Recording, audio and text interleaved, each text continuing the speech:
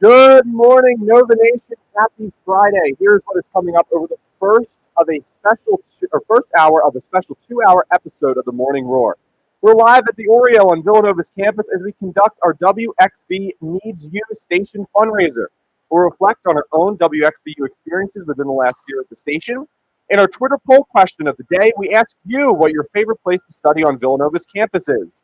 At 8:30 a.m., our special guest, Whitey Rigsby, a member of the Villanova class of 1978, and for 43 years, the voice of Villanova basketball on the radio, will join us here at the Oreo.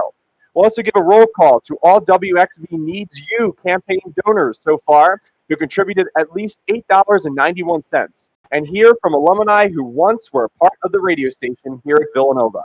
And in the second hour at 9:30 a.m., Taffy the dog, Villanova Public Safety's newest member, will join us. The Morning Roar is also being broadcasted live on WXVU's YouTube channel.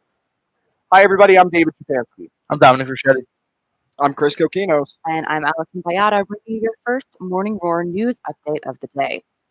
Prosecutors said Thursday they will dismiss an involuntary manslaughter charge against Alec Baldwin in the fatal 2021 shooting of a cinematographer on the set of the Western film Rust, but cautioned that their investigation is not over and the actor has not been absolved yet.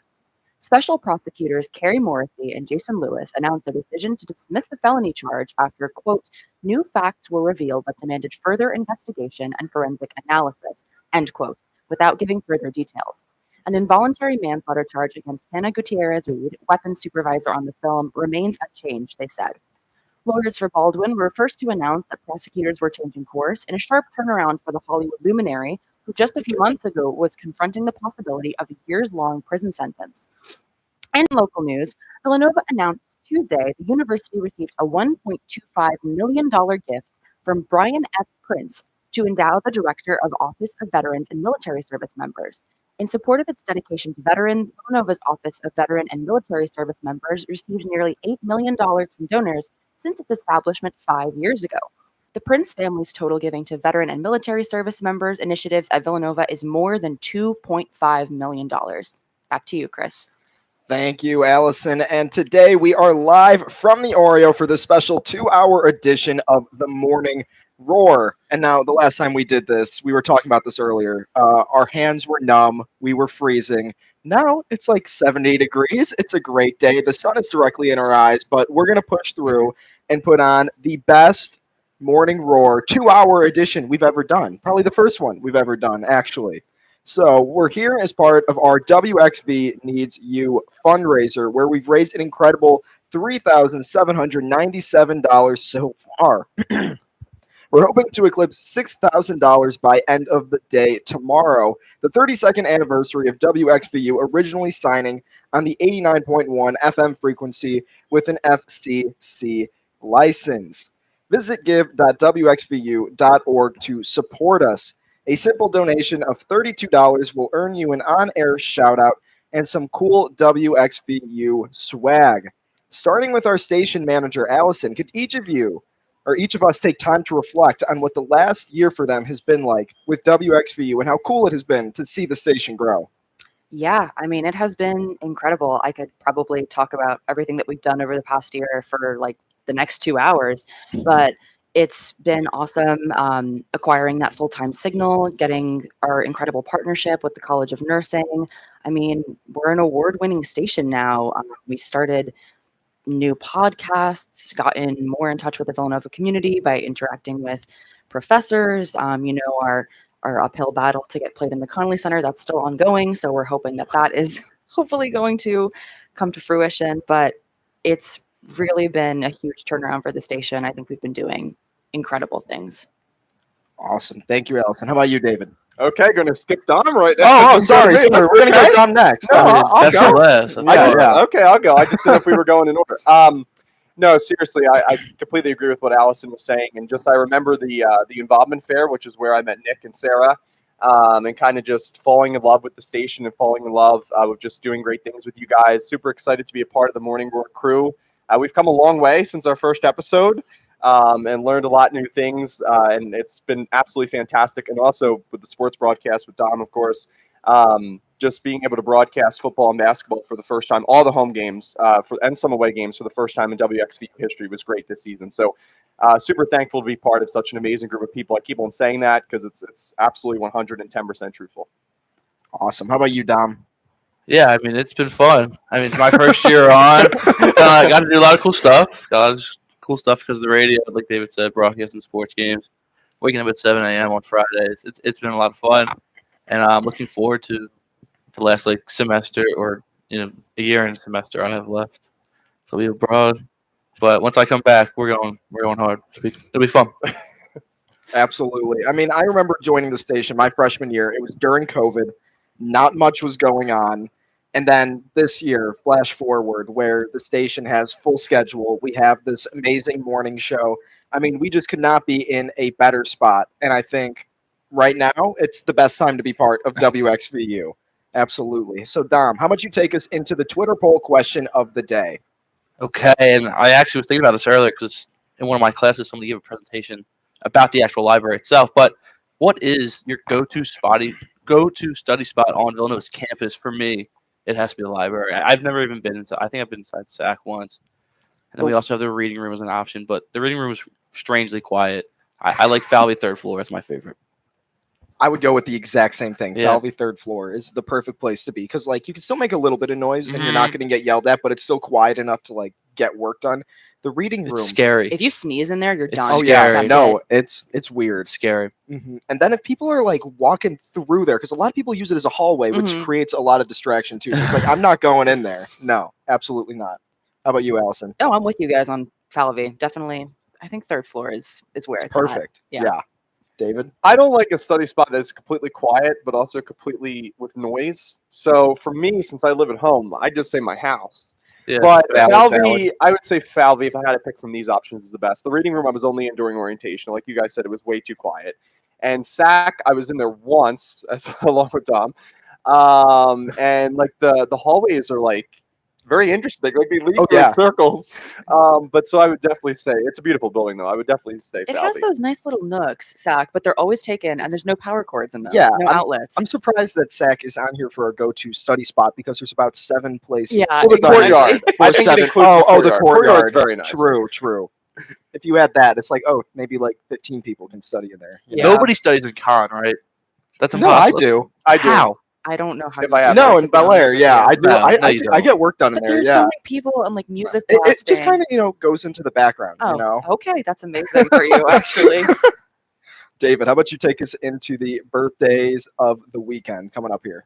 So today, Friday, April 21st of 2023, actor Tony Danza turns 72 and Tony Romo celebrates his 43rd birthday. On Saturday, Jack Nicholson is 86, Peter Frampton is 73, and Machine Gun Kelly is 33.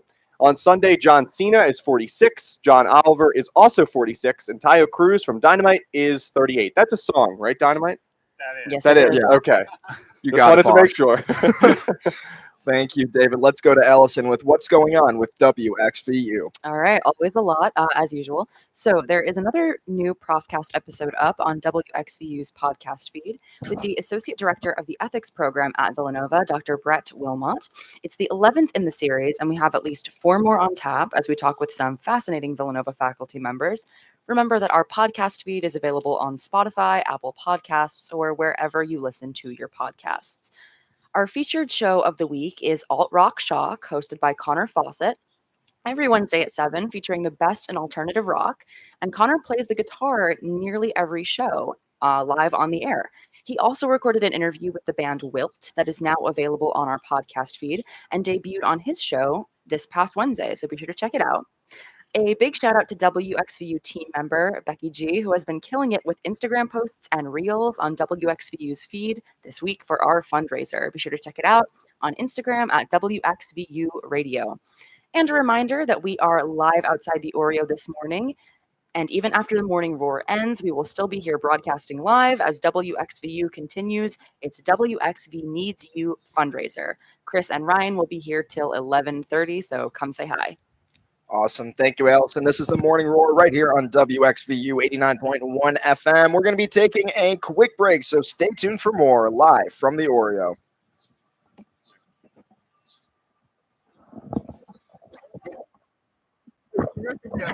Out here all morning? I guess so. Okay. Yeah, that's right. Yeah.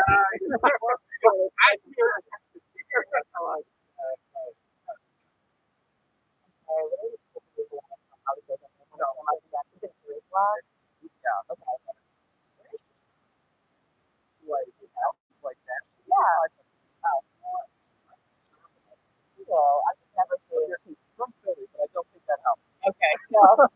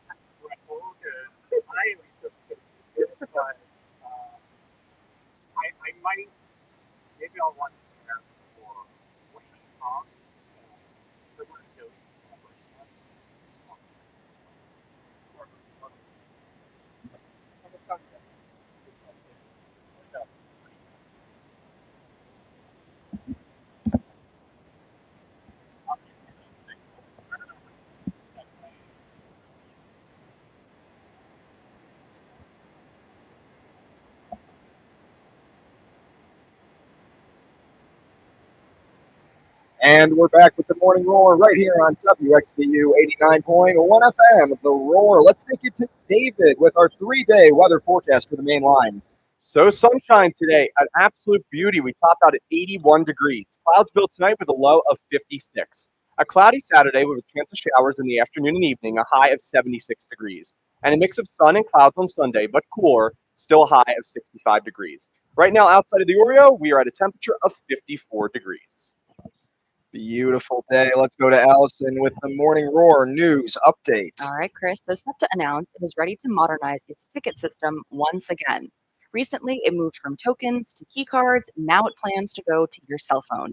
The transit agency wants to expand its mobile ticketing program, which it tested over the summer.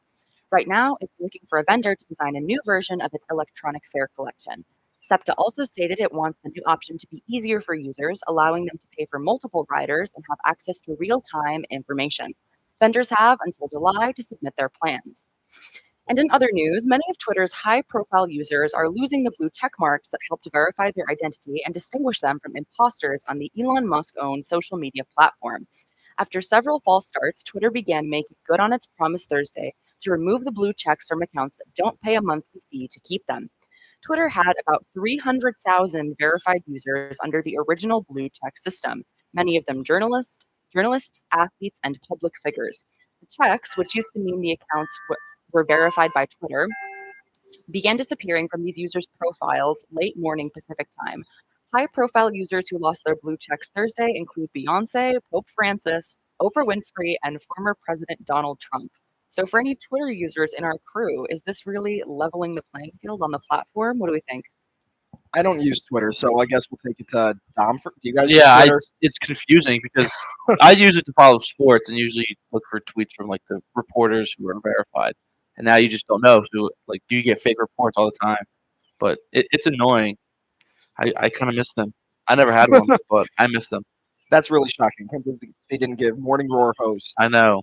Give me a The blue verified check. check. Yeah, I'll work come on that. They'll just buy it. It was Yeah, $5. $8. I'll I think never it's buy like, that. but you have to pay monthly. Yeah, there's no way. That's insane. Station budget, Nick? Huh? How about So you, David? yeah, so I use it a lot. I'm always posting kind of before the show, but yeah, I'm not paying $8 for it. But I think it's like Dom was saying, it's really misleading because as like following it for sports, Like you get a lot of people who like now you don't really know what to believe, and before it was difficult enough with even like blue check marks. But also too, it's dangerous because I know like the National Weather Service with the automation system, where they used to be able to put out like auto tweets for like a tornado warning or a hurricane warning. They can't do that anymore because Twitter limited how many posts they could post in a certain period of time. Really? And with the Nick would probably know more than I do about that, but yeah, so it's really dangerous because people should be able to get those weather alerts on Twitter, which is a main source of communication. So That's crazy. And I think that's like the main problem with this system is for people who use social media to get their news now, because that is a primary source for most people. And you just don't know what to believe now because everything can be verified. So you have no idea if what you're reading is true or false. How about you, Allison? Yeah, I mean, I use Twitter not to follow celebrities, but like it's irritating and it's just like money hungry. Like, why are you gonna make the Pope pay $8 a month to put his tweets out there? Right? Like my grandma likes to read those. Let her have them. Like, I think it's stupid. I think you just like now, I mean, at least you have to click on every profile to make sure and kind of do like a search to make sure that it's like a good source. But how do you even know if that's the real person? Like that could be somebody impersonating that person, Well, couldn't it? Well, I think part of it is you have to look back at the tweets, recently and kind of see what's been going on, but also how many followers they have, I think is a big part of it. Like if you see a reporter or somebody that has, 600,000 or not subscribers, but followers, that's a good idea that it's probably the real person. Yeah. Unless it's like the world record egg from Instagram a couple of years ago. I want to back it up to this SEPTA thing really quickly because I think that they have the hardest fare system. The worst. Oh, to it's worse. understand. Like, It's horrible. as somebody who's It's never used terrible. public transportation before getting to college, and this was the first one I had to get used to, I could not understand it if my life depended on it. And now I understand it, and now they're going to change it on me. Yeah. It's terrible because you can't. If you have like a key card, you can't, and like your friend doesn't. They have to wait in line. Yeah. Like it's terrible. Oh, seriously? You can't like scan it twice. I didn't No. even know that. It's so broken. Because they have this weird tracking system where it's like you scan when you get to the station, you scan on the train, and then you scan once you get off the Yeah, train. it's terrible. Yeah. So it's You like have to scan again when you get off? Yes. Yeah. Well, you I get didn't know charged that. for the whole ride. It's terrible. yeah, it's the worst system, and nobody understands that. So No. you end up I getting never charged. even knew You that. end and up I've getting ridden charged the for the- SEPTA So before. you get charged for the whole ride then, Oh my god. I for like did not the know entire that. line. That's crazy. It's awful. When Dom and I went to New York, Subway was really easy. Oh, the Metro card? Yeah. The best. Oh yeah, New York is so much better. Yeah. Philadelphia's just terrible. It's I mean, the it's worst. terrible. And here they are changing it on us again, and I'm gonna have to go through a year of relearning it. And I can't wait till like the money I have on my card won't transfer over too. Like, Right? they're like, no, I can't do that. Sorry. And you never know how much your fare is going to cost, No. right? I'm always going in there Mhm. like, it might be like $5, Might be $12. 175. Yeah, no like idea. I have no idea. It's the worst. But going into our, I would say first discussion topic, but that was a big discussion there. Continuing live from the Oreo, stop out and see us. And a reminder to help us meet our WXV Needs You goal and keep radio thriving at Villanova by visiting give.wxvu.org. And here's the new modern day malady, digital hoarding. The Diagnostic and Statistical Manual of Mental Disorder defines digital hoarding, a subtype of hoarding disorder, as one that involves the collection of and difficulty parting with excessive amounts of digital material. And experts say it's a growing problem. Do any of these stats ring a bell? The average person has at least 40 apps installed on their phone, but uses less than 50% of them. Millions of people have inboxes with more than 1,000 unread emails. Yeah, that's me. 60% of us never delete any pictures or videos from any of their digital devices. And Dr. Darshana Sedera, Deputy Dean and Director of the Digital Enterprise Lab at Southern Cross University, says there appears to be a correlation between the number of social media platforms a user uses and the amount of content they store. And when it comes to this rather new phenomenon, not all generations are affected equally. Gen Xers and millennials are both likely to display symptoms of digital hoarding. But for the younger generations, especially digital natives, it is logical to expect even greater levels of hoarding behavior. So, anyone here have clean inboxes, or are your hard drives No. full like mine? I can't remember a time when my storage wasn't full. It feels like it was so long ago. Right? I don't even have that many apps. It's just pictures and Yeah. emails and whatever. Like I have 12,000 unopened emails right now. Oh terrible. my god. Yeah. No, I'm the exact same way. I think on my Villanova email it's like 100, and then Yeah. on like Are my you general kidding email me? it's like 2,000. You guys are crazy. If I have 5, I'm like stressed out. Yeah. Nope. 12,000. So this is going to really shock you, Allison. My personal email has 40,000 emails. Oh my That's god. insane. I'm not kidding. That's a bit much. Just start over. So, just delete your new email email. account and start over. Yeah. So I mean, I they're actually like older emails, like the more recent ones I will go through, but older ones that like I didn't pay attention to, like it's hard to go back that Yeah. far.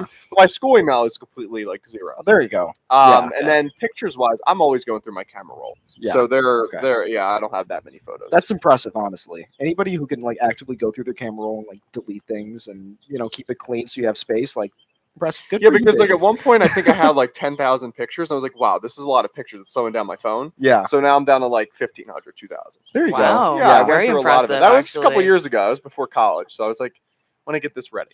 Yeah. Don't know why. It just was kind of annoying me, I guess.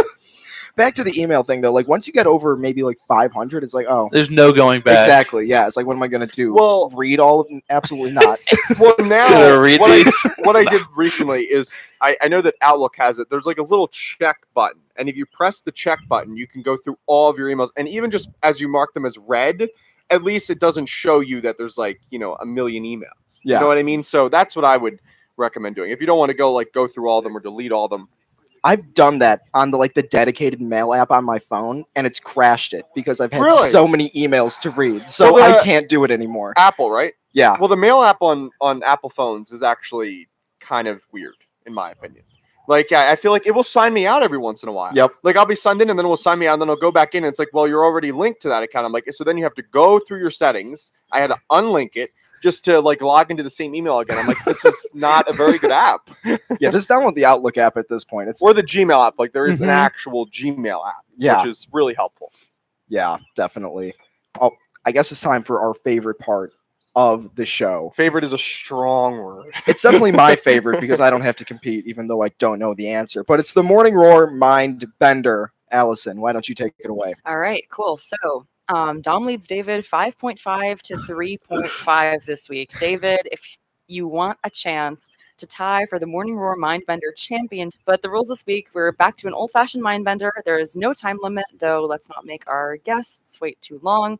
This week, Dom, you get first choice of a lifeline. Allison. Okay. Shocker. All right, so Sorry, Chris. here It's is okay. the It's okay. Mindbender this week. When my name's called, you'd best take heed. Be down to earth, I've said it plain. I'm known for many a foul deed. It's said I flourish in the rain. What am I? It's a I don't know, a flower or something.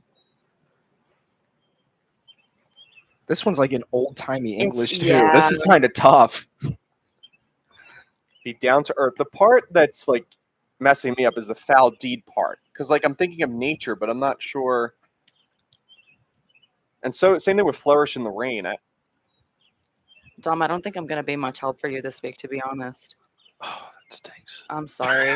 I have no we both idea. This depend is on our so weird. lifelines. We do have to I make had it nothing for this interesting, one. though. Yeah, I have no idea. Is there a hint available from our Yeah, executive Yeah. producer? Can Nick give a Does hint? Nick give hints to the helpers and then the lifeline, and Yeah. then we could help out? We can pass it down the line. We can telephone it. Or are you trying to give it? Oh, oh, you're giving. Oh. Did you see it? No, I didn't see it. What was he doing? What does that mean? Okay. Wait, who's my sure. lifeline? David. Wait, so David? why can't we You're get? his lifeline. Yeah. actually. Oh, yeah, Chris, yeah. What did you see? I don't know if I'm allowed to give you like the whole thing, but No, you're allowed Whole to. thing. yeah, you Oh, we two look look away. away. Turn There away. you go. This is great radio. Oh, Fantastic radio. Oh. Okay. Can we look? Wait, what is the foul deed yeah. What part? is this? Oh, I think I get it. Oh. Okay. Yup, there Okay. you go. That's Okay. stupid. Okay, how are we gonna do this? Like, do you want to like take off your headset, Dom? Or like... I Well, can. text us. Text Oh, us. I'll text you. Yeah, well, make Okay. sure the Well- texts go through at the same time. What hint are we gonna give him? Okay. I guess I don't even have my phone. Like, I don't want it to be too obvious. Should it be obvious? I mean no. It can 'cause be then obvious, we'll Chris. just give It can him be the very answer. obvious. I think that we should just give them the same hint, which is that Okay. it's an animal. Yeah, Yeah, that's it's fair. an Is that animal. what you were gonna That's say? exactly It's an what I was animal. going to say. It's an Okay. animal. I really thought this one was. It's not a bee, a squirrel, What? No. a What do you skunk. think about the water part. Oh, Do bees and squirrels thrive in the rain? a fish, a trout, a salmon. Take it easy. Think about it. Think about it, David. This doesn't make any sense. What is it called? A frog. Oh, you're getting closer. Kind of. Frog is closer. A duck. There you Oh go. my God, you Swan. got it. You No, got it right. You Good got guess. So wait I a don't get second. how. Okay, yeah. Explain to me. it. I get the point, but explain to me. It flourishes Mainly in the because I rain, guessed every animal. and is the foul deed that like Because a bird is foul, like F. Oh, that Right. makes sense. Okay. And you get down. Because someone says You're the duck. bird. Oh, I Right. see. Yeah, Duck. Oh, okay. So that makes sense. I still get the point for that, though. you do get the point. Yes, I even guessed though every you animal. totally guessed it And randomly. it stays alive. It stays Yeah. alive. All right. Come back, kids. you Well have a done. chance at Big the week next Morning week. Roar Mind Bender Championship. Wait, next so I have a week. question. So is like next week we're 2, or what happens if I win and we tie? We'll have a We'll have a second one then, tiebreaker? right? I feel like it's got to be for 2. This way, it's either I win, Dom. You know what I mean? Like it's all. Oh, but then again, I guess it's not super fair to Dom. I think probably I'd- win, and then we I'd go to a do that. tiebreaker, Yeah, we can't leave it at like a a game tie. 7. No. Like a game 7. Maybe the last week is worth 2 points. Okay. We'll figure it out later. Yeah, we'll we'll work work on it it. out. But well done, David, this week. The score is now Thank you. Thank you. 5.5 to 4.5. And make sure to tune in next week or is it next week for the championship or the week after? I mean, Next week. I don't know. Who knows? We need like a belt. You know, like when like wrestlers win, they get the belt. That's what we need. The Morning Roar Mind Bender belt. Is that what you want? Yes. Okay. Yeah, I think that'd be awesome. I feel like Dom should be able to clinch it. I should have clinched it today. Yeah. It's sad. I don't know. You don't have much faith in me. Poor He's David. Dom the Dominator. Yeah. Come on. I do have a good Nick did nickname. create the Yeah, I the do have a good name. nickname. So yeah. Yeah. This is the Morning Roar right here on WXVU 89.1. We're going to be taking a quick break, so stay tuned for more live from the Oreo.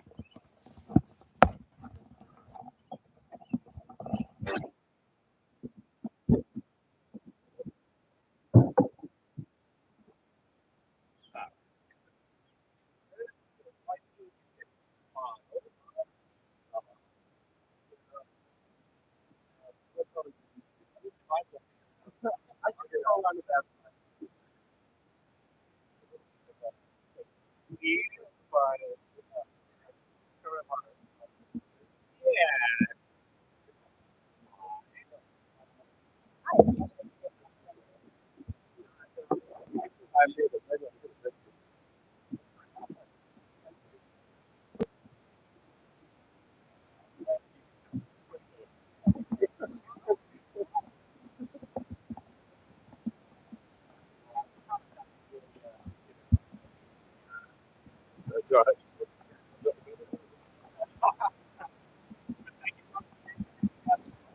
Thank you for being here. Oh, no problem. No problem.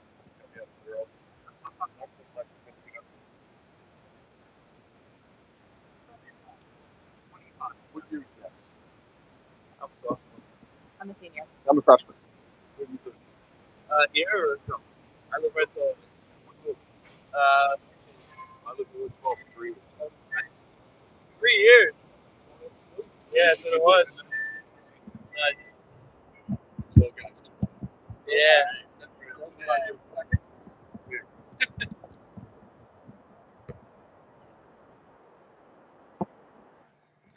And we're back with the Morning Roar right here on WXVU 89.1 FM, The Roar. Let's take it to Allison to kick off our third segment of the morning. Thank you, Chris. So we're bringing you this upcoming conversation with Whitey Rigsby, thanks to our support from the Villanova Athletics Leadership Summit. Do you want to become a better leader by learning the Villanova Wildcat style of leadership? The Villanova Athletics Leadership Summit, a 2-day sports management leadership development program, is being held June 13th and 14th at the Finneran Pavilion. Focused on networking, education, and idea sharing, this is a unique opportunity to learn from some of the top leaders in college sports. More information is available at villanova.edu/athletics leadership summit. Back to you, Chris. Thank you, Allison. Now we're out here at the Oreo. As a reminder, with your help, we can continue to bring you interviews like the one we're about to conduct with the wonderful Whitey Rigsby. Support radio at Villanova by visiting give.wxvu.org. Now it is our pleasure to bring in Whitey Rigsby. Whitey is a member of the Villanova class of 1978. He earned a Bachelor of Science degree in marketing and was a 3-year starter for the men's basketball team. During his tenure as a player, Rigsby tallied 393 assists, and as captain, led his team to the NCAA Final Eight in 1978. Those efforts earned Rigsby a spot in the Villanova Varsity Club Hall of Fame in 1995. He's now been the voice of Villanova basketball on the radio for 43 years and has partnered with Ryan Fannin, class of 1993, for 25 years. He currently also works as a senior major gifts officer for the Villanova Athletic Fund. Whitey, thank you so much for joining us today. How are you this I'm fine great, morning? guys. Thank you so much for having me on. I really appreciate it. It's such a beautiful day out here on the Oreo, which of course didn't exist when I was in school, but it's nice to be here just the same. Now, what do you remember about Villanova's radio operation back in your time on campus? And did you make some guest appearances that you could reminisce with us on? You know, I did, and in those days, you kind of had to stand on a street corner in Bryn Mawr with an umbrella over your head just to hear the signal. It was so small, but again, it was what we had. We were very happy to have it. I didn't work, or I was not a part of WKVU except for doing interviews from time to time as a player. So I don't remember much. I remember it was being in Doherty Hall, and like I said, it was very, very much on a shoestring, the whole operation. But it was cool to do, and I've talked more with my broadcast partner Ryan Fannin, who is legitimately an alum of WKVU, so much about it, because when I was doing games for the over-the-air broadcast, he was doing student radio at the time, so I got to know him even when he was a student. So those were neat times for me, and I never thought that 25 years later I'd still be working with him.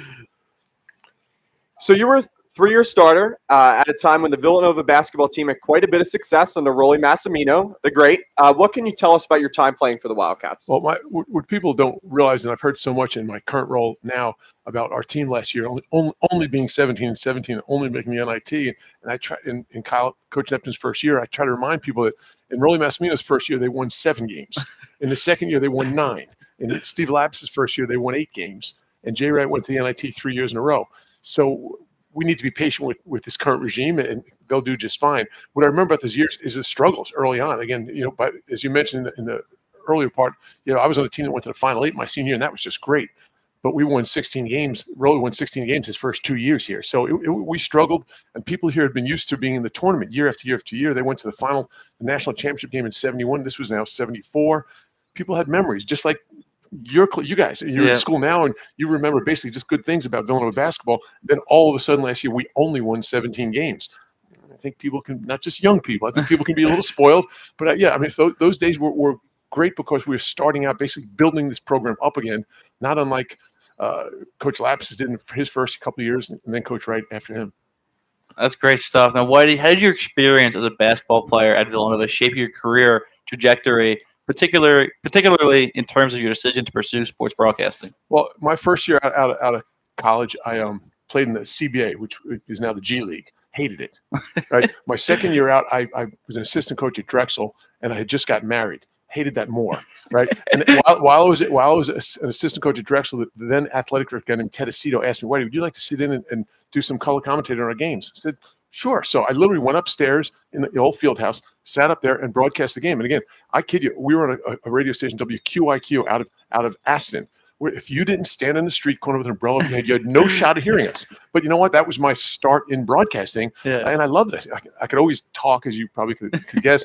I enjoy broadcasting. I enjoy watching the game. I've enjoyed watching, and this is my place. I've been here since 1974, and I love being here. The fact that I came back to work full-time in 2000, my present real job, just was a good fit. Yeah.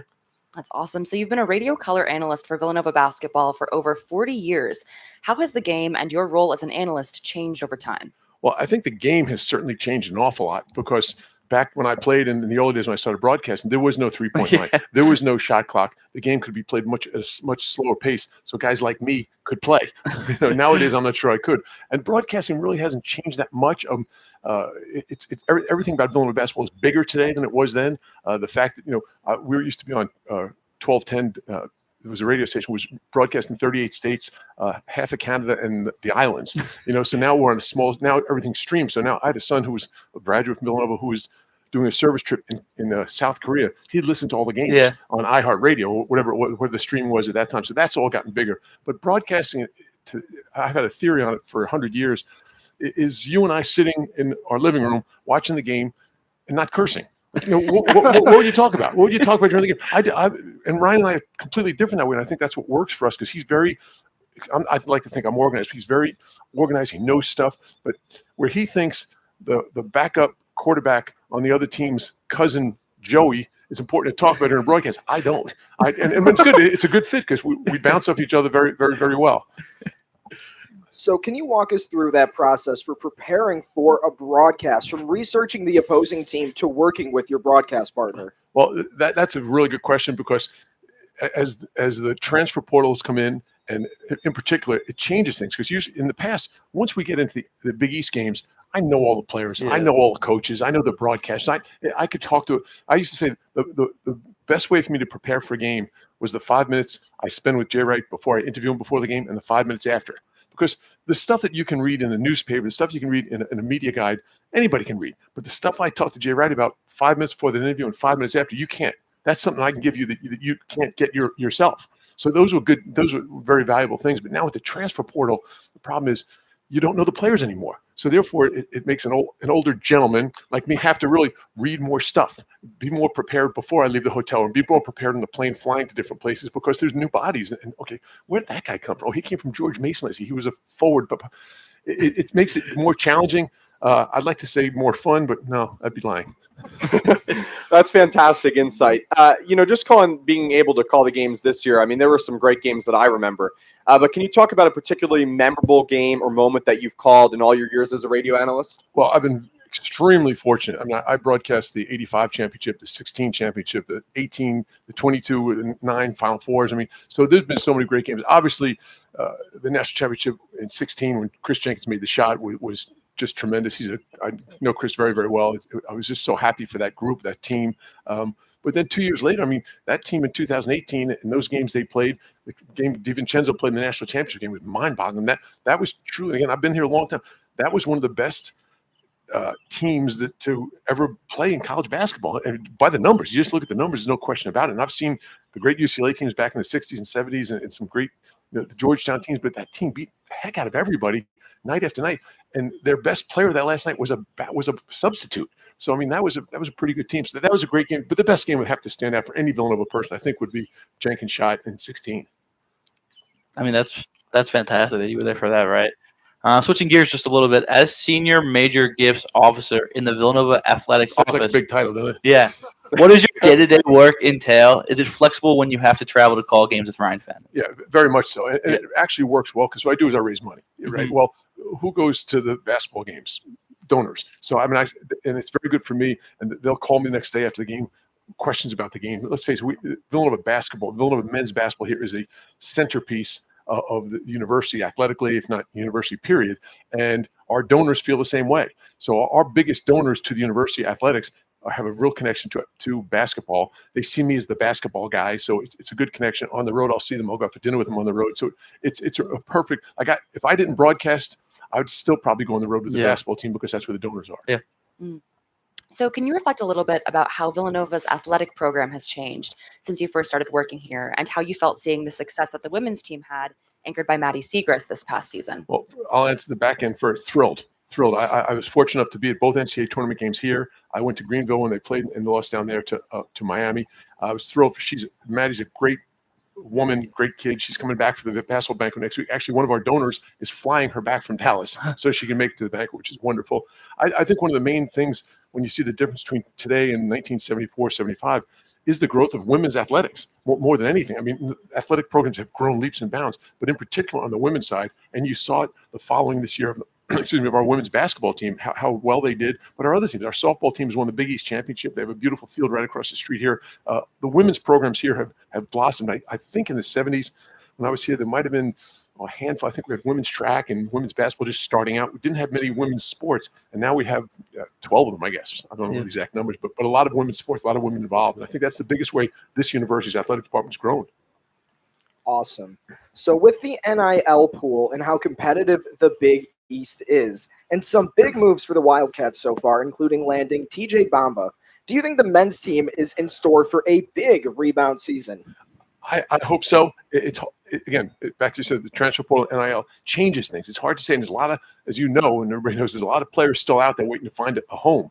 I think we've done a good job. Bamba's really going to help a lot. I think I read somewhere that there's only 5 or 6 Power 5 or Power 6 conference schools who do not have a player in the transfer portal, and we're one of them, which is amazing if you think about it. I'm very surprised at that. The fact that Justin's coming back, we have a really good nucleus that people don't expect. And I think as opposed to in the past, we couldn't sneak up on anybody because we were Villanova. Maybe people have kind of taken us for granted a little bit, and we'll be able to sneak up on people a little better. But I still think we have another piece or two to add to this group. I think it was just announced this week that the idea of Baker Dunleavy coming back as a general manager, that's Mark Jackson. I mean, he's in the forefront of athletics, of making decisions. I think you'll see other schools do the same thing. I think it's a wonderful, and Baker's a Villanova guy. He's here for 100 years, assistant coach. He's a good guy. So I think he'll do a great job in that role. So I think that will really help us moving forward, not just this next season, but moving forward after that.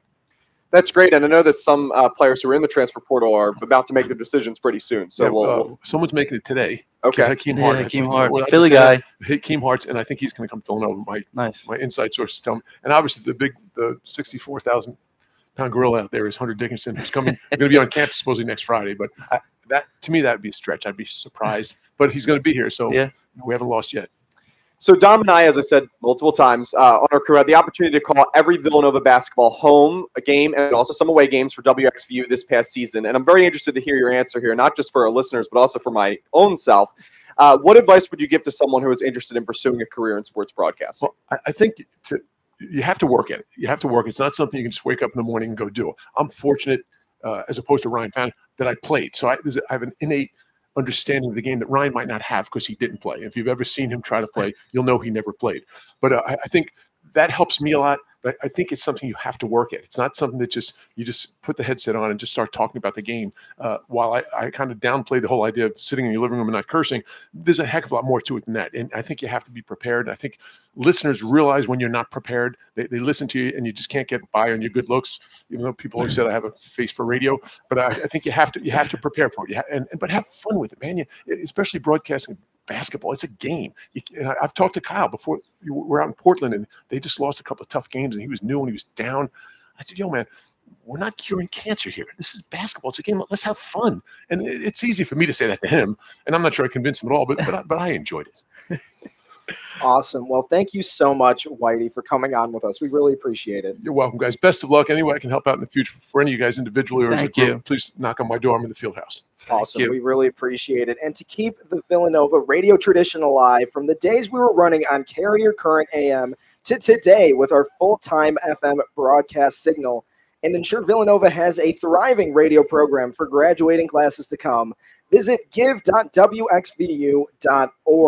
A donation of $32 will get you some great WXVU swag and an on-air shout-out.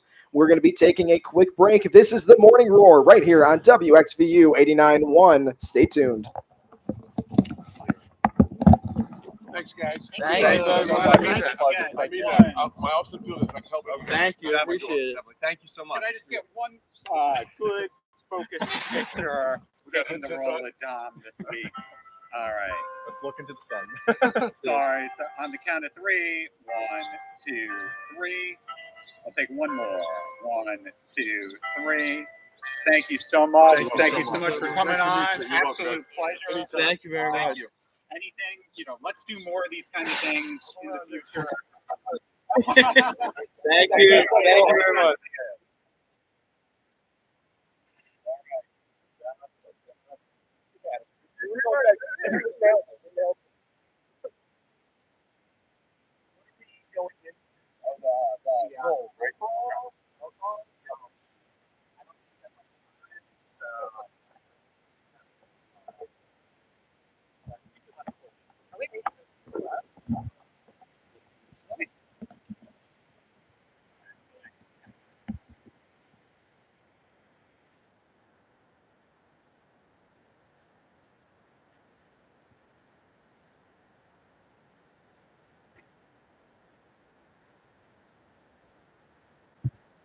Welcome back to the Morning Roar right here on WXVU 89.1 FM, The Roar.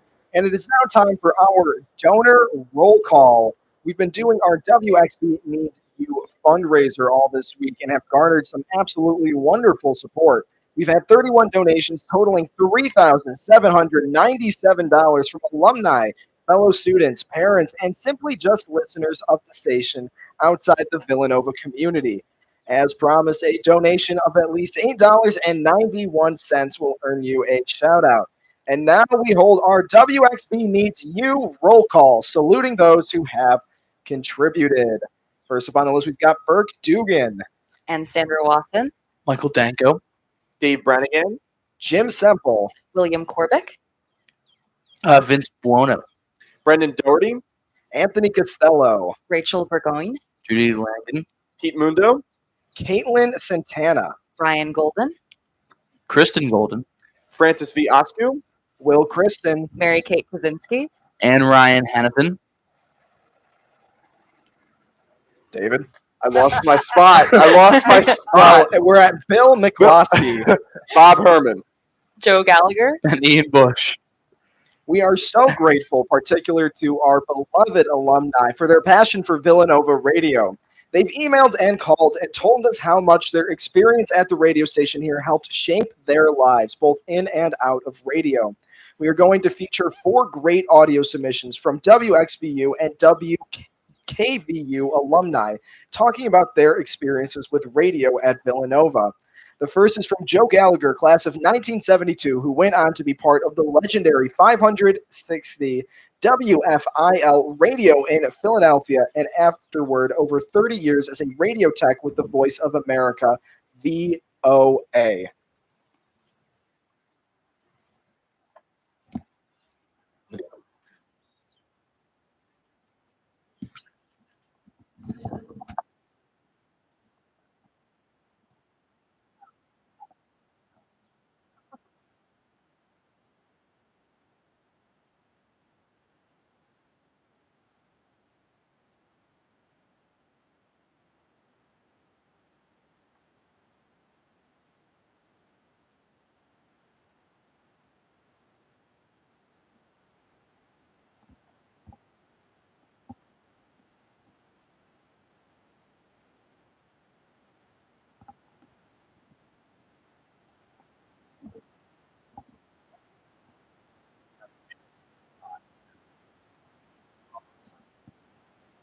Relaxing.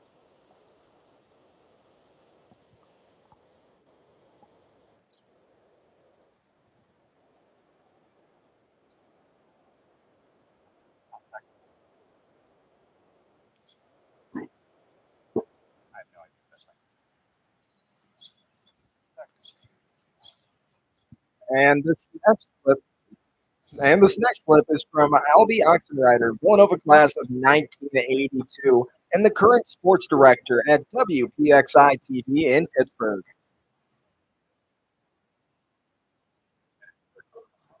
And what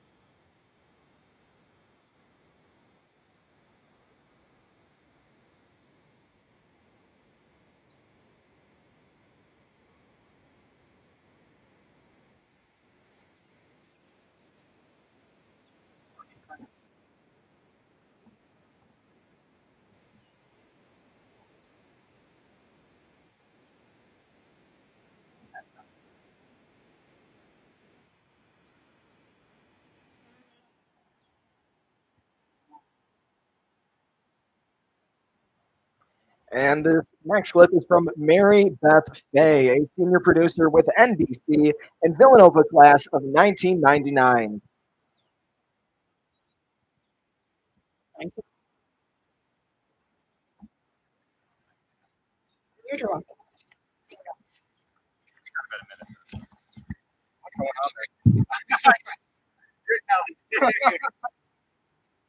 sure there's like 3, 7 more.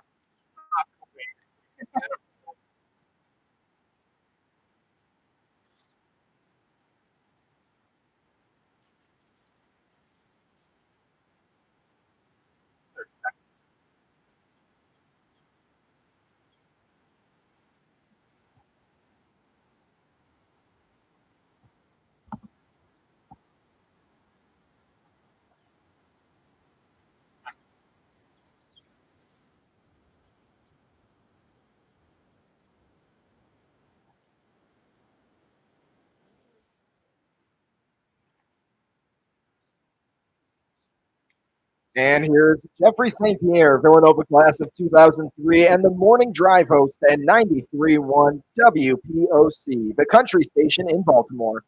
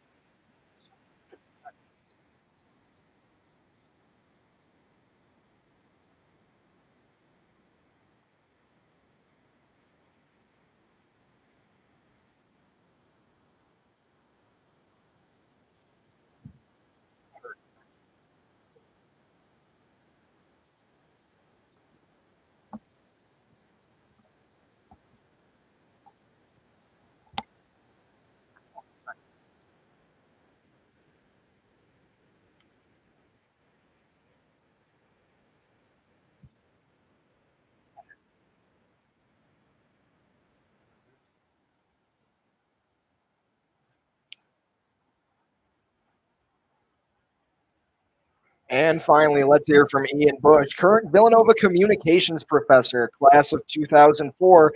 And you can hear him on the air right now as a morning host at KYW News Radio in Philadelphia. He produced an also promo from his time at WXBU, so let's take a listen.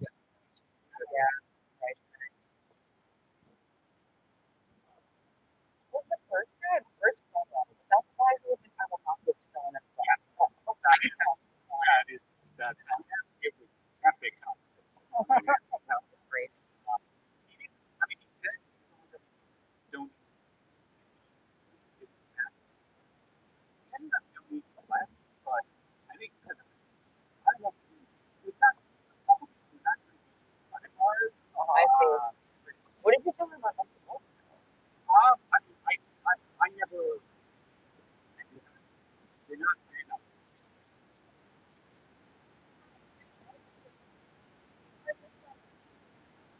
Yeah, we're doing a morning show for a radio station right now, but if you want to get involved, we'd like to know. Okay. Thanks. Feel free to take a sticker if you like. More than one, I'll do that. I don't. I have no idea. I don't think it's anything dramatic.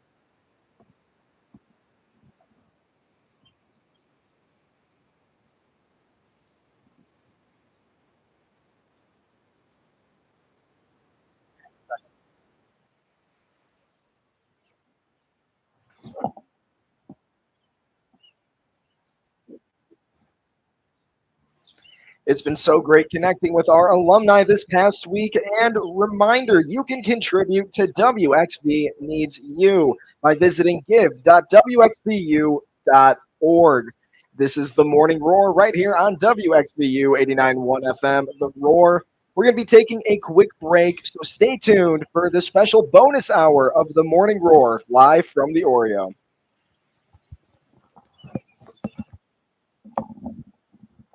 You actually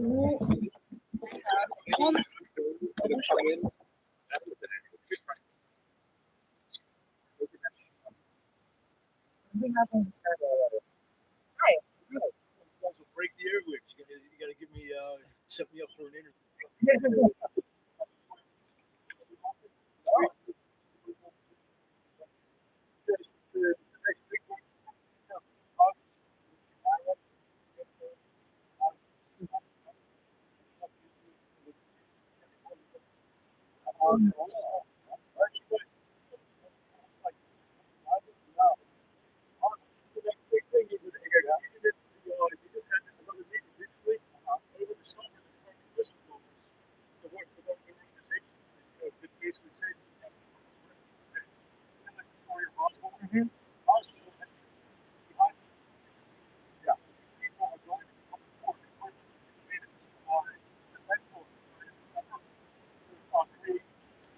Signed NDAs with Lucky Martin and Raytheon.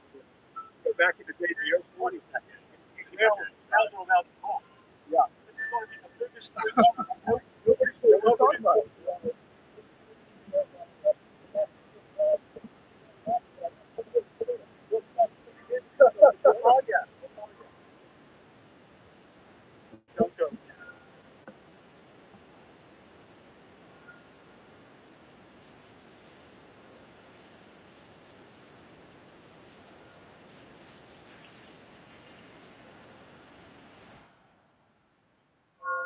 Welcome, everybody, back here to the Morning Roar. We are broadcasting live from the Oreo in a bonus hour of the Morning Roar. Yes, a bonus hour, a second hour of the Morning Roar right here on WXVU. We've got sports coming up, plus our music news and what's playing at the movies. At 9:15, Ryan Derry, WXVU's business director, will join us to talk with Allison about a story she wrote for the Villanovan about Villanova's campus at Austin. At 9:30, we welcome Taffy the dog, Villanova Public Safety's newest member, with her caretaker, Officer Amy Lenahan. We're here as part of our WXV Needs You fundraiser, where we've raised an incredible $3,797 so far. We're hoping to eclipse $6,000 by the end of the day tomorrow, which is the 32nd anniversary of WXVU, originally signing on the 89.1 FM frequency with an FCC license. And let's take it to Allison with our next Morning Roar news update. All right. There has been no communication between Prince Harry and Prince William in the lead up to their father's coronations, says a palace insider.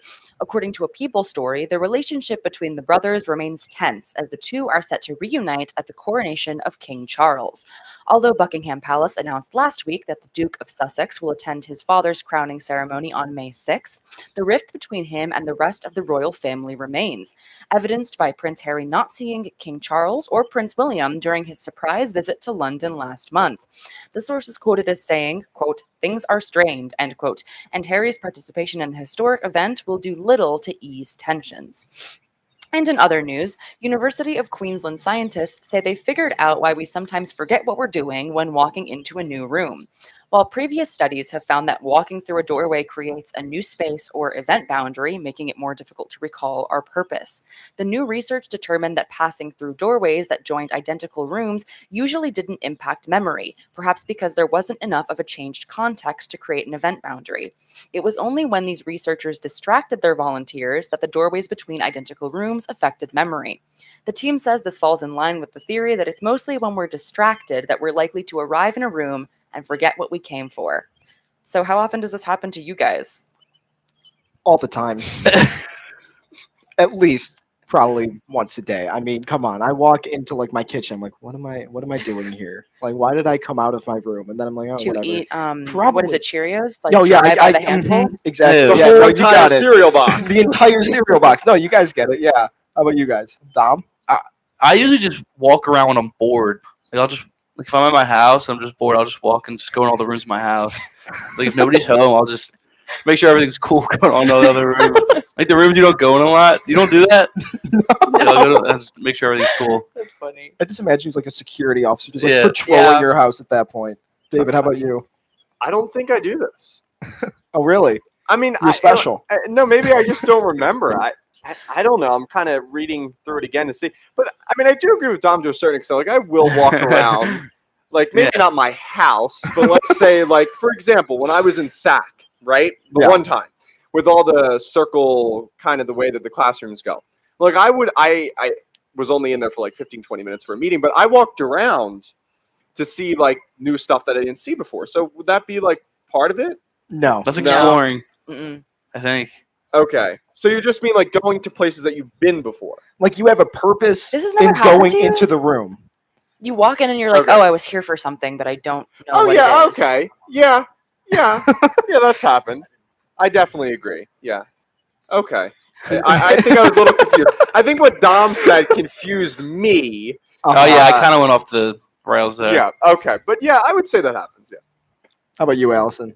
Yeah, I feel like it happens. Maybe not once a day, but if Ugh. I'm really like overwhelmed with something and I'm thinking about a lot of stuff, I'll walk into my like living room and be like, "What did I need from in here?" Yeah, I'd say that happens to me. All the time. Yep. All right, let's take it to David and Dom with our sports of the week here. Yeah, I mean, starting with Villanova men's basketball. Last Friday, TJ Bomba transferring in. That was like 20 minutes after we ended our show. Hunter Dickinson, portal interest. He's set to be here next Friday. And then Chris Archidiakono back for his 5th season. I believe Eric Dixon's coming back too. I'm not sure if that's officially official, but I'm pretty sure they said that last night that Eric Dixon's back as well. So that's cool. And then apparently today, Hakeem Hart, Whitey Rigsby told us he's supposed to be coming here as well. Breaking news Yeah, I on don't the know. air. I felt like that was completely That was breaking news glossed over. only here on WXVU. But yeah. We should see Hakeem Hart Twitter announcement somewhat today. Maybe another Should Colin we Neptune break video. it? Should we, like, according to sources? I think it happened. Twitter. Put it on Twitter. It happened this hour last week, so yeah, I think we should do it. that's fair. before anybody else gets Before to I it. get to Spanish class, I'm gonna be. Sources tell me. Then I won't need to buy the Twitter blue check mark. I'll just have all the followers. Yeah, There you go. but I mean, what Rigsby said. Hopefully, a good men's basketball season next year. We'll see. Getting more and more talented in the NFL. Jalen Hurts signs the biggest contract in NFL history. Not the most guaranteed money, but I'm pretty sure it's the most not annual value, but something like that. I forget. It's a big contract. I think he deserves it. I think it is the AAV. Is it AAV? I That's the think so. biggest. Yeah, Yeah. because I think Mahomes is bigger in guaranteed money or something. 'cause Yeah, his, it's like 10 50, years, 50, 53 million Yeah, for Hurts, something like 52, that. Something like Yeah, so exciting stuff. If you're an Eagles fan, early thoughts on the NFL draft. The Eagles have the 10th and the 30th overall pick. I wouldn't mind seeing them trade out of the 10th pick. They don't really need anybody at that 10th spot because I think all the good defensive linemen are going to be gone by then. David, I guess if you have any thoughts about that. Bijan Robinson. You want him at 10? I do. I really do. I think to have an explosive running back like that, I think would be fantastic for this offense. But I do see the need, of course, for other positions. But I think if you can, I mean, you have 2 picks, so one of them should be a luxury, in my opinion. And I know that maybe the number 10 pick is not a luxury for most teams, but when you're coming out of the Super Bowl, and I know the Eagles have kind of holes to fill, but I think Bijan Robinson would be a great fit for the Birds. We'll see. That draft, I believe, is next Thursday. I wouldn't hate Bijan Robinson. I wouldn't mind them trading for a future first when they desperately need it, but we'll see what they do. Maybe they get a defensive lineman or offensive lineman. That usually works out pretty well for us. Chris, are the Packers ever going to trade Aaron Rodgers? Just announced him to the Jets already. What's going on? I mean, I hope so, right? Because this was my whole reasoning behind the Aaron Rodgers thing. He stays for another year, let's say, on the Packers. We don't do anything special, really, and then he retires after this year, and we get nothing for him. So I want to trade him so that way we could start building that young talent in Jordan Love. But also, we need to trade him. What is Yeah. going on here? He announced, 3 weeks At ago? least. Going to the Jets. Yeah, that he was Yeah. going to the Jets. And we're like, okay, he's going to the Jets. And now we're like, maybe he's going to the 49ers. Who knows? Give us an answer, please. Where could this man possibly be going? I remember with the Jets, it was something about compensation to the team that they were still trying to working out. I have no idea what's happening here. You know what surprised me about that? Quick note, when the Denver Broncos signed Sean Payton, I didn't know that in football the way it works is you have to they had to give something to New Orleans. Yeah, because Peyton was still under contract by the Saints. Okay, I didn't know that. Yeah. Okay, that's a good point. I did not know that. I didn't know that. Oh, He okay. had Yeah, like like they stepped had to away give. from I think football. they gave away like a first-round draft Yeah, it pick was for Sean insane. Payton, which Yeah. is, I mean, coaches and Sean Payton's a fantastic coach, but that's like insane for a coach just to Yeah. give a first-round draft pick. But I had no idea. That's crazy. All right, NBA playoffs, guys. Ooh, Sixers up 3-0. Good win last night against the Nets. They'll probably be facing the Celtics in the next round, as the Celtics are playing the Hawks right now. The Celtics have had the Sixers numbers for the past, I don't know, 50 years. When's the last time the Sixers won? 83, whatever that was. So hopefully, we'll maybe get one on the Celtics, but I don't think we're going to make it past them. They're really, really good. I would love to see the Sixers win that, but I just don't think it's realistic. We don't have any answer for Tatum or maybe even Jaylen Brown. No defense on those wings for the Sixers. David, Sixers? well, I said it before. I don't really think the Celtics have much of an answer for Joel Embiid either. true. But Embiid did not play well at all last No. night, so we'll see what happens. But even though Embiid didn't play all that well, Harden was ejected. Yeah, Maxey. Maxey. The Sixers still won that game and came from behind. So I think there's something to be said about that. I feel like in years past they might have lost that game.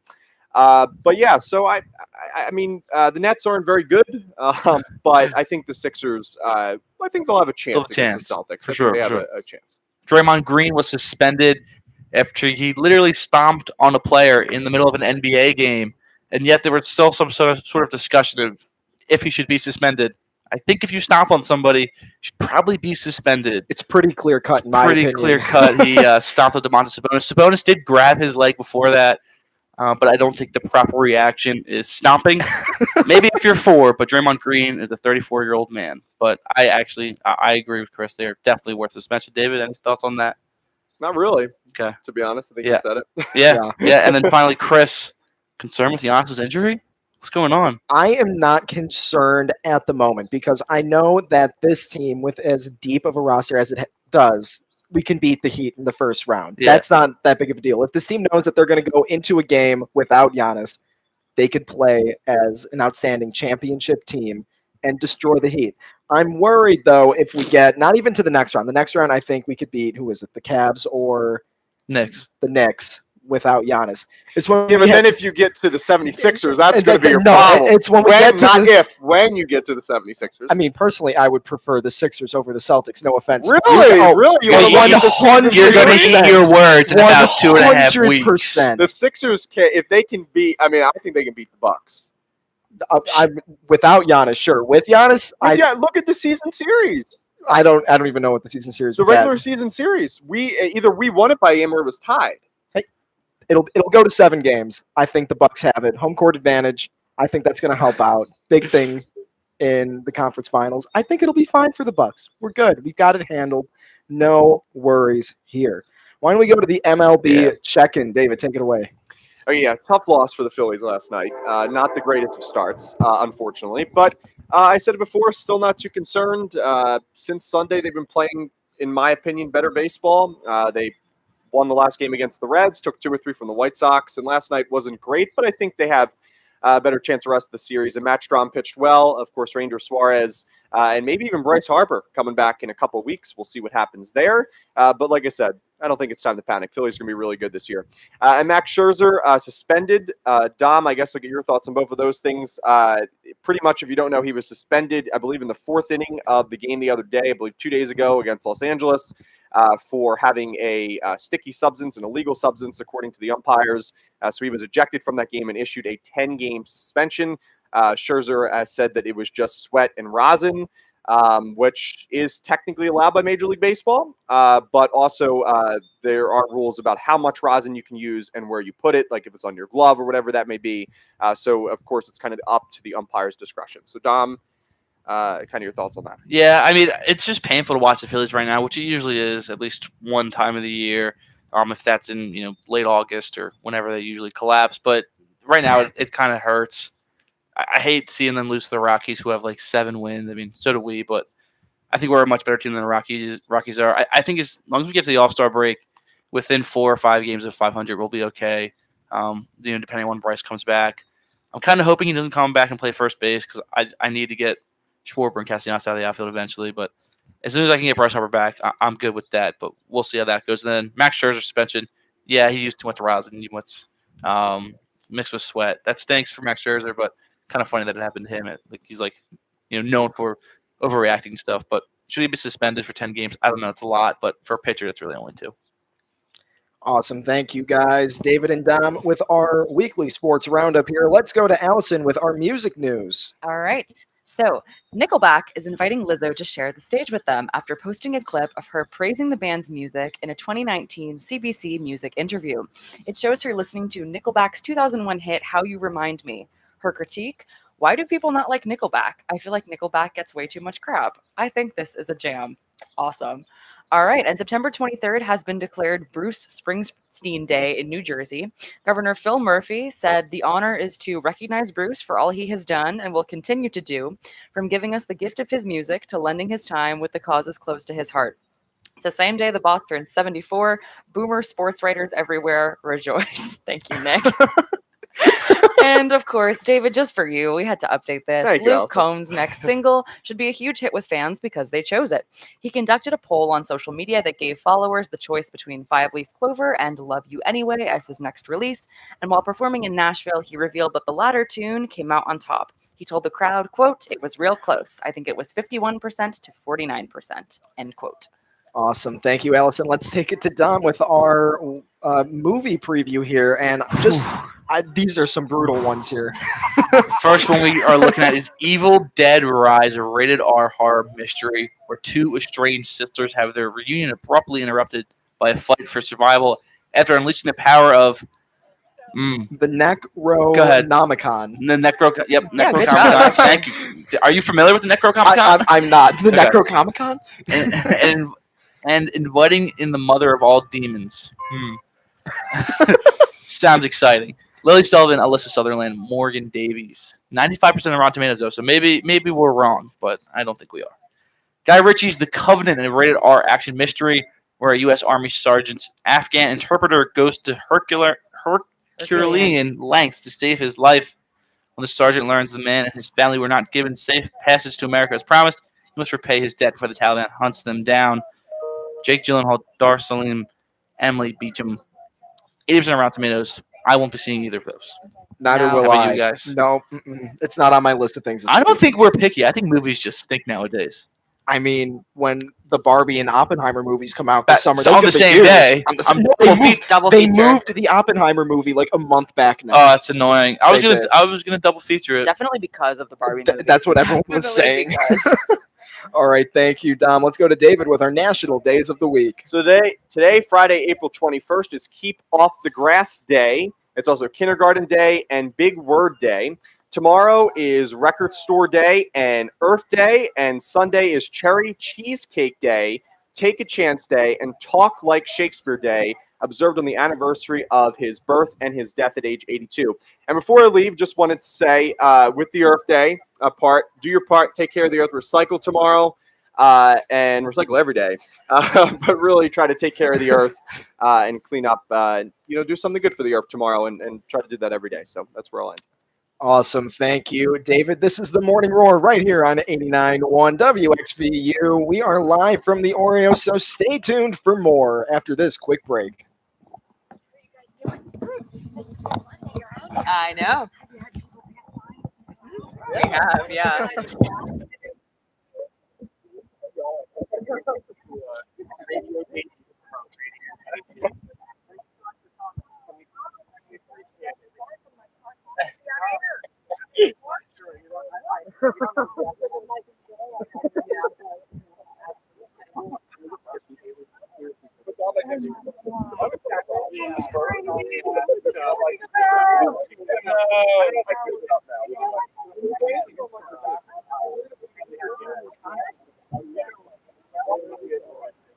Good luck.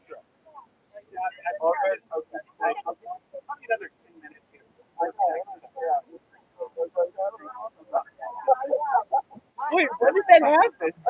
When I was looking at you, like for 5 straight minutes, like I was like, God, did they see that? And luckily, I still said like, very, very happy.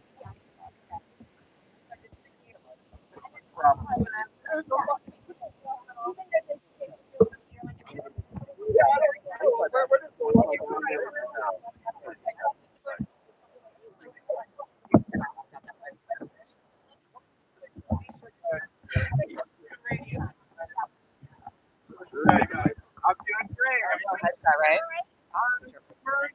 making it happen. Right up against.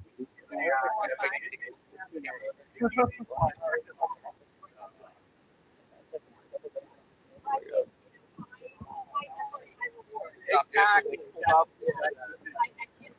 This is evidence of it. Right.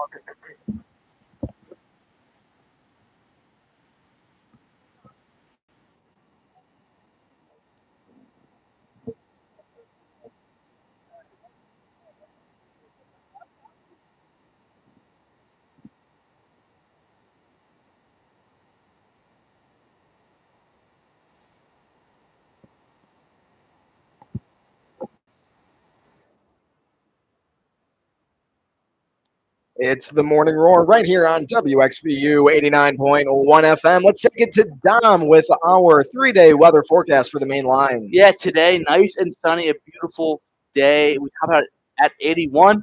Clouds build tonight with a low of 56. Then tomorrow it's going to be cloudy with a chance of showers. In the afternoon, a high of 76. A mix of sun and clouds on Sunday with a high of 65. And the current temperature at the Oreo here at Villanova is 58 degrees. It keeps going up. Hopefully it's 65 by the time I have to go to class. Nice day today. Thank you, Dom. And we are continuing live from the Oreo, so stop out and see us. And a reminder to help us meet our WXB Needs You goal and keep radio thriving at Villanova by visiting give.wxvu.org. We've got Taffy the dog from Villanova Public Safety joining us shortly. But first, for equal time for cat lovers, it's time for a story about Villanova's campus cat, Austin. Allison wrote a wonderful story in this week's Villanovan that everyone should check out, describing exactly how Austin was giving life-saving treatment, very much thanks to the efforts of herself, Ryan Derry, and Allison's friend, Lisa Weisberg. Ryan, first of all, welcome to the show. Your second time on the Morning Roar. How are we feeling? Thank you for having me. Happy to be back.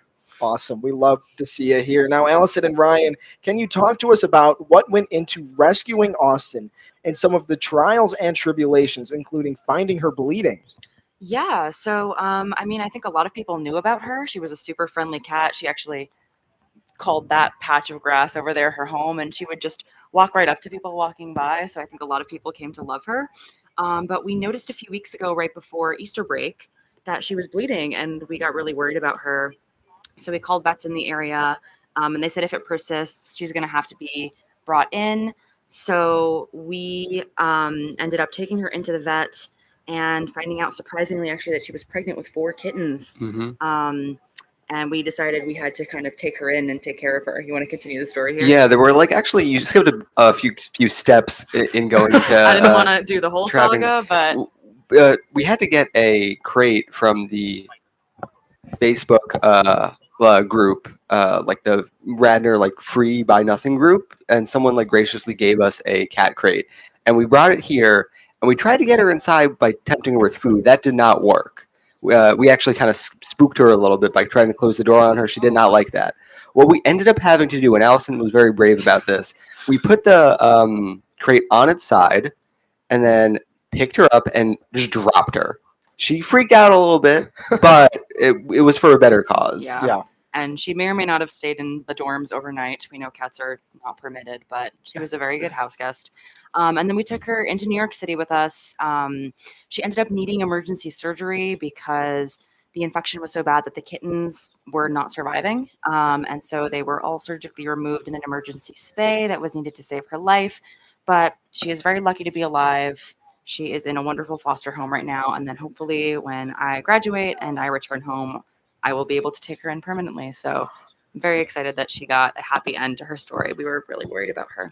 Oh, that's awesome. I always walk by over there and I see whoever it is feeding her chicken. I know Yeah. chicken is her favorite food, I think, She does is love what chicken. I've picked up on. But Yes. yeah, great to hear that Austin the cat is safe. You could check out her story on the Villanovan's website and in the Villanovan? Yes, in the Villanovan. And in the Villanovan. Very exciting stuff here. In just a few minutes, we're going to be going live with Taffy the dog, Villanova's public safety's newest support dog. But first, we're going to be taking a quick break on the Morning Roar right here on WXVU 89.1. So stay tuned for more.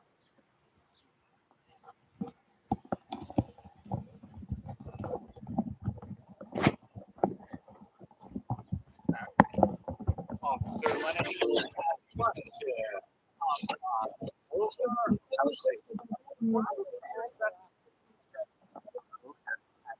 And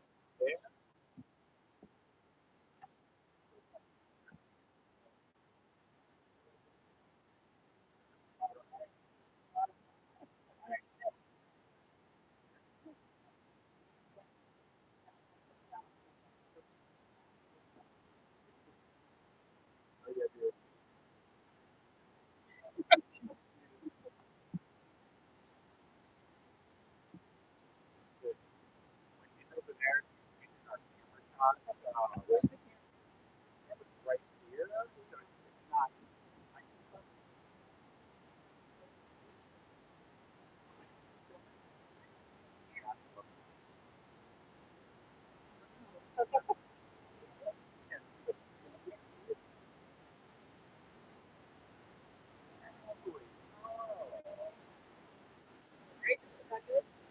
That's awesome. That's awesome.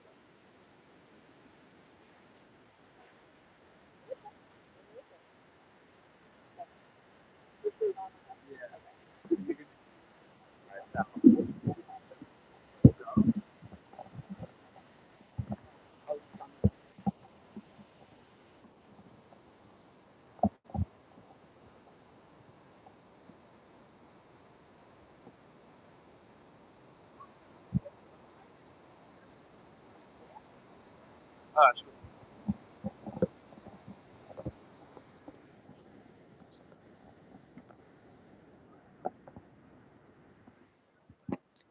We're back with the Morning Roar right here on WXBU 89.1 FM, The Roar, and we are live from the Oreo, so stop out and see us.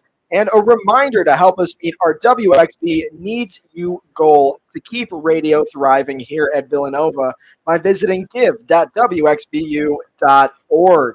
Allison? We're bringing you this upcoming conversation with Officer Amy Lenahan and Taffy the dog from Villanova Public Safety, thanks to our support from Villanova University Summer Sessions. Making plans for the summer? Explore Villanova University Summer Sessions. With options for learners of nearly all ages, your high school students can take part in the Pre-College Summer Academy, expanded this year with both online and on-campus options. For anyone in college, Villanova runs hundreds of online and on-campus courses each summer that allows students to explore an area of interest or get a head start on the fall semester. More information available at summersessions.villanova.edu. Awesome. Thank you, Allison. Now, this month, Villanova Public Safety welcomed a new member to its team. Taffy, a 2-year-old female yellow Labrador / Golden Retriever, and Villanova's first full-time community canine and therapy dog. Taffy is here with Officer Amy Lenahan, her caretaker. Thank you both for joining us. Really appreciate it. Oh, thanks for having us, guys. We're really excited. Now, can you tell us a little bit about Taffy and her background? Absolutely. So Taffy originated from Michigan, actually. So we went over to Michigan. It's an organization called Paws with a Cause, and their whole deal is to raise service dogs. And so handicapped, blind, hearing impaired, all that kind of stuff. Once they go through that kind of program, sometimes the dogs don't work out, and they need a home pretty much. So once that happens, they go to this thing called the Purple Program. And Taffy might have eaten too much cement off the ground. So she went over to the Purple Program. And so she got a 1.5 years of training as like a service dog. And she came to us for 16 more weeks of training as this community kind of therapy dog that's going to be just a support for everybody here. Awesome. That's incredible. So what kind of role will Taffy play at Villanova, not being just a typical canine? So Taffy's whole premise is to make sure everybody is calm, cool, and collected. I like to say, I think everybody that has come into contact with her has gotten a serotonin boost, and I think that's her like main goal is to just make sure everybody's good. And she's also going to be doing interviews with victims with public safety. So sadly to say, something happens, she's going to be there and she's going to support them and make sure that they, have this comforting presence with them so they can talk about what's something that's hard to talk about. That's fantastic. And what went into public safety putting together this community canine initiative? So I actually presented this idea to my chief 5 years ago, and it was always a joke about getting a dog. My deputy chief, Deborah Patch, came to me and said, "You know what? Why don't you start researching this?" And I was like, "Oh, all right. Like, okay, say less." So I started doing it, and I looked into a lot of different universities, Princeton especially, Princeton University. I have to give a shout out to Detective Al Flanders over there. He really helped me with the initiative and creating this proposal and getting a budget together and really kind of understanding the ins and outs of creating an entire unit, essentially, because that's what we're doing. Hopefully Taffy is the first of many to come, because our turnout is amazing and she's already booked out. So it's been kind of crazy. But yeah, we basically made a proposal and presented it to the board of the university and got the approval. Ryan? Ryan doesn't have a headset. Oh, Ryan doesn't have a headset. Never mind. It's over to you. How can a Villanova student, faculty, or staff member spend some time with Taffy? All right, so we are currently in the process of creating an actual form that you can fill out. It's gonna detail like the event that you want her to go to, or say it's just a session with a class or something like that. Our teams are putting that together, and you'll probably see that on the university page at some point. But right now, you can email me or anybody in public safety. Really, we're trying to get it to Deborah Patch or me, Amy Lenahan at villanova.edu. So just shoot us an email, tell us what you want to do for now, and we'll try to get it together for you. That sounds awesome. So, Officer Amy, can you tell us a little bit about yourself and your time here as a member of Villanova Public Safety? Absolutely. So I have been here for 5 years. Before this, I was a waitress for 10. So it was a little bit different going into the police field. I went to the police academy for 6 months, and I applied to Villanova, and I got lucky enough to get taken on full time. And this is one of the best things I think I've ever done. 5 years ago, if you asked me where I was going to be in 5 years, I wouldn't know that I would start a K9 unit here at Villanova. And being here is amazing because I really look at this as like there's teachers in the classrooms and then there's teachers out here. And I think public safety and police, we're here to help these students kind of get through everything and hopefully look to us for guidance and stuff like that. So hopefully with this program, we'll be able to kind of make those connections as well. That's great. Are there any plans to expand the community canine and therapy dog program into the future? I know you touched upon it a little bit. You know, she's only been here a week, and we're already talking about getting 2 more. Yeah, so. that's great. So it's been quite the big response. And Taffy, she's doing good. She's doing good. A lot of people, but I think we might definitely have to expand this in the future. So more to come, I'm sure. A lot of merch coming out, hopefully too. Well, that's great. Awesome. Now, are there any other initiatives Villanova Public Safety is working on right now that students and community members should be aware of? So we actually are in the process of starting a CISM team. So that's going to be a lot in the mental health field. We're trying to really focus on mental health and the community because we can see that it's something that definitely needs assistance and needs these kind of organizations to back all the students and faculty and staff. And so we're working on that. And we're really working on just bridging this gap between the police, public safety, and the students in the community. And hopefully, this whole program, the really big thing that we want out of it is for people to feel comfortable to come up to us and tell us what's going on. And because we're here for them and we want everybody to know that for sure.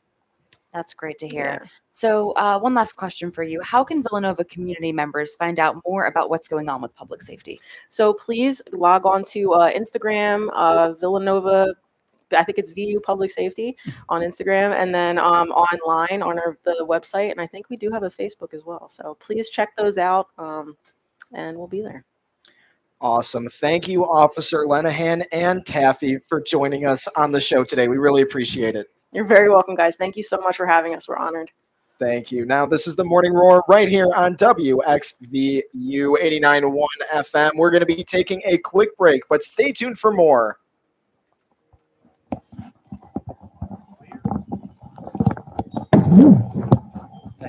Oh, you're Great. very So welcome. much. I never did that before. Yeah, you're great. Absolutely.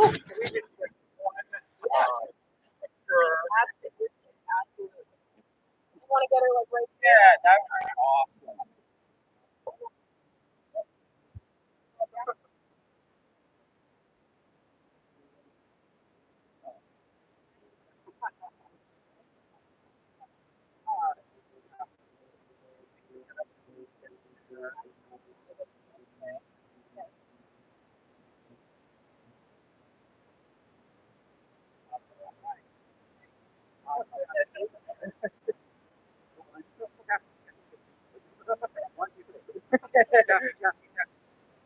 Good girl. All right, we got it. Thank you. Thank you so much. Thank you so much. If there's anything for you, the radio forever uses for you or some safe, just let us know. We're happy to spread the word. I'm trying to get us out. Yeah, it was so great, and we thank you so much for suggesting this.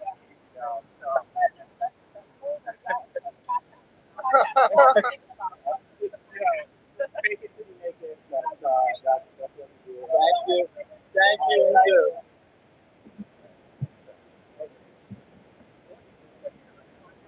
Yeah, we're gonna.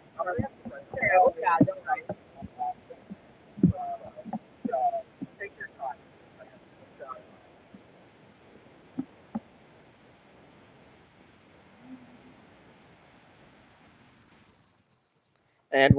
And we're back with the morning roar right here on WXBU 89.1 FM, the roar, and we are live from the Oreo. So make sure you stop out and see us. And just a quick reminder to help us meet our WXB Needs You goal to keep radio thriving here at Villanova by visiting give.wxbu.org. Now, this past Wednesday was Stress Awareness Day, and with that in mind, we present from the mouths of experts these methods of alleviating stress, which can wreak havoc on both your mental health and physical health. So, number one, be active. This is at the top of most experts' lists, and it can involve anything from yoga to a formal workout to simply taking walks to get into nature. Whatever your choice, carving out time for physical activity benefits both your mind and body. Now, I don't know about you guys, but a nice walk around campus, that always helps. It's always Especially the when best it's this thing. beautiful outside. Exactly. Oh yeah. Yeah, definitely not like in January No. when it's 10 degrees out. That's not the best time for a walk. No, yesterday I walked home at like 8 o'clock and the sun was still setting. Yeah. It was beautiful. I was so happy. This is like the best time of year around Villanova. It's like that, not like early August when we get here because that's way too hot, but like end of September and now like this time. Yes, exactly. Perfect time if you want to, go for a walk around campus. Dom? You could just walk into every room in your house too, though. You Check could. it out. No, yeah. If that's what I would do if I was stressed out, Just meander check around. everything out. I mean, I always see those videos of people who lived in like the attic of people's houses for like 30 years. Yeah, What happened? You ever seen that? talking about? There's people who like find out that people have been living in their attic and they didn't know, and they find them like getting food in like their fridge. At, Like in the movie Parasite? like Is that what 3 you're a.m. talking about? Yeah, exactly. Fantastic. Yeah, I know. Exactly like But Parasite. that's crazy. Are you worried that's happening in your house? That's why you're That's why patrolling. you Well, walk I'm around. not worried because I check out the rooms when I'm home just to make see. sure somebody's got to do it. Do you even go into the attic to make No, sure? Because no. well, then it sounds like somebody's living up there, Dom. I hope not. Could be. I hope not. Number 2 on this list to keep the stress away is meditation and deep breathing exercises. These go hand in hand as many forms of meditation require that a person focus on their breathing. Research confirms the calming effects of meditation and deep breathing exercises. Any of you guys engage in these? I will No. say, my religion class, my freshman year, we used to meditate for 10 minutes before class started. Dr. Ed Hastings, the Yep. GOAT. It was fantastic. Very nice. It was great. It was a great way to start my day. So I recommend it. I haven't done it since, but it was fun when I had to. There Maybe you there's go. something to it then. Yeah. Like personally, I don't really do these things, but I mean, if you're giving me the professional recommendation here, Dom, I do. I think I gotta get on the I think deep it's healthy. breathing and meditation train. Yeah, go on meditation train. It's life changing. Number 3 on the list is connecting with others. Keeping to yourself can be detrimental to your health. It's best to connect with others, whether to get your thoughts into the open or just to vent. Having a support structure of friends and family is one of the easiest ways to alleviate this stress. And I think being on a college campus, it's really easy to, get out there and, see people. You shouldn't feel that isolated. Like if you're at home, like walking around every room of your house, Yeah. like Dom here. Yeah. Yeah, Just out. go sit in con. I mean, honestly. I sometimes I avoid con because if you sit in con, you're just going to see 1,000 people and it gets Yeah. annoying. Like we were talking earlier, it's like, can you study in con? No, Yes, you can't. but you're going to get interrupted every 10 minutes with somebody Absolutely. you know. Yeah. Allison, Ryan? I like the thought of complaining to people. Mhm. I think that's a great way to both build bonds and get it off your chest. Yes. So definitely do that. Especially on the radio. I mean, you have the perfect platform Yeah. to vent Mhm. to a Can't stop captive us. audience. Exactly. So Exactly. true. I mean, you could change the channel, but that's just You don't miss do that. out. Do that. Exactly. You miss Exactly. out on the venting. Yeah. Number 4 is a healthy diet. Healthy food is the answer to many of life's ailments. With the prevalence of fast food, maintaining a healthy diet isn't easy. But it's true. What a person eats affects both the mind and the body. I'm not great at this. I'm going to be No. honest. I go to the Neither dining am I. hall and I see the vegetables and the fruits. I'm like, No. give me To the be burger. fair, they never look that No, appetizing. they're not. It's I mean, always like boiled carrots without salt on them. And have I'm you like, had the green beans from St. Mary's? no. It is. Are It's they like bad? rubber. Oh, It's Oh, awful, no. and they look fake. They're never good. They're always mushy. No, the green beans from Con, They are good. those are pretty Those are good. fine. Which I begs the think that's question. because they like cook them in butter. They just put like a Thank ton of butter in God. there and then just That's the only way. I mean, I do eat fruit. Have you guys had like the chocolate covered fruit from the Where? second story? I know what you're talking No. about. Haven't had them It's though. so good. I think I spent all of my points on it this Mm. semester. Really? The dark chocolate covered Oh, raspberries. is it like those? Okay, I've seen It's them, like but I've never true fruit, tried them. I think it's called. Yeah, So good.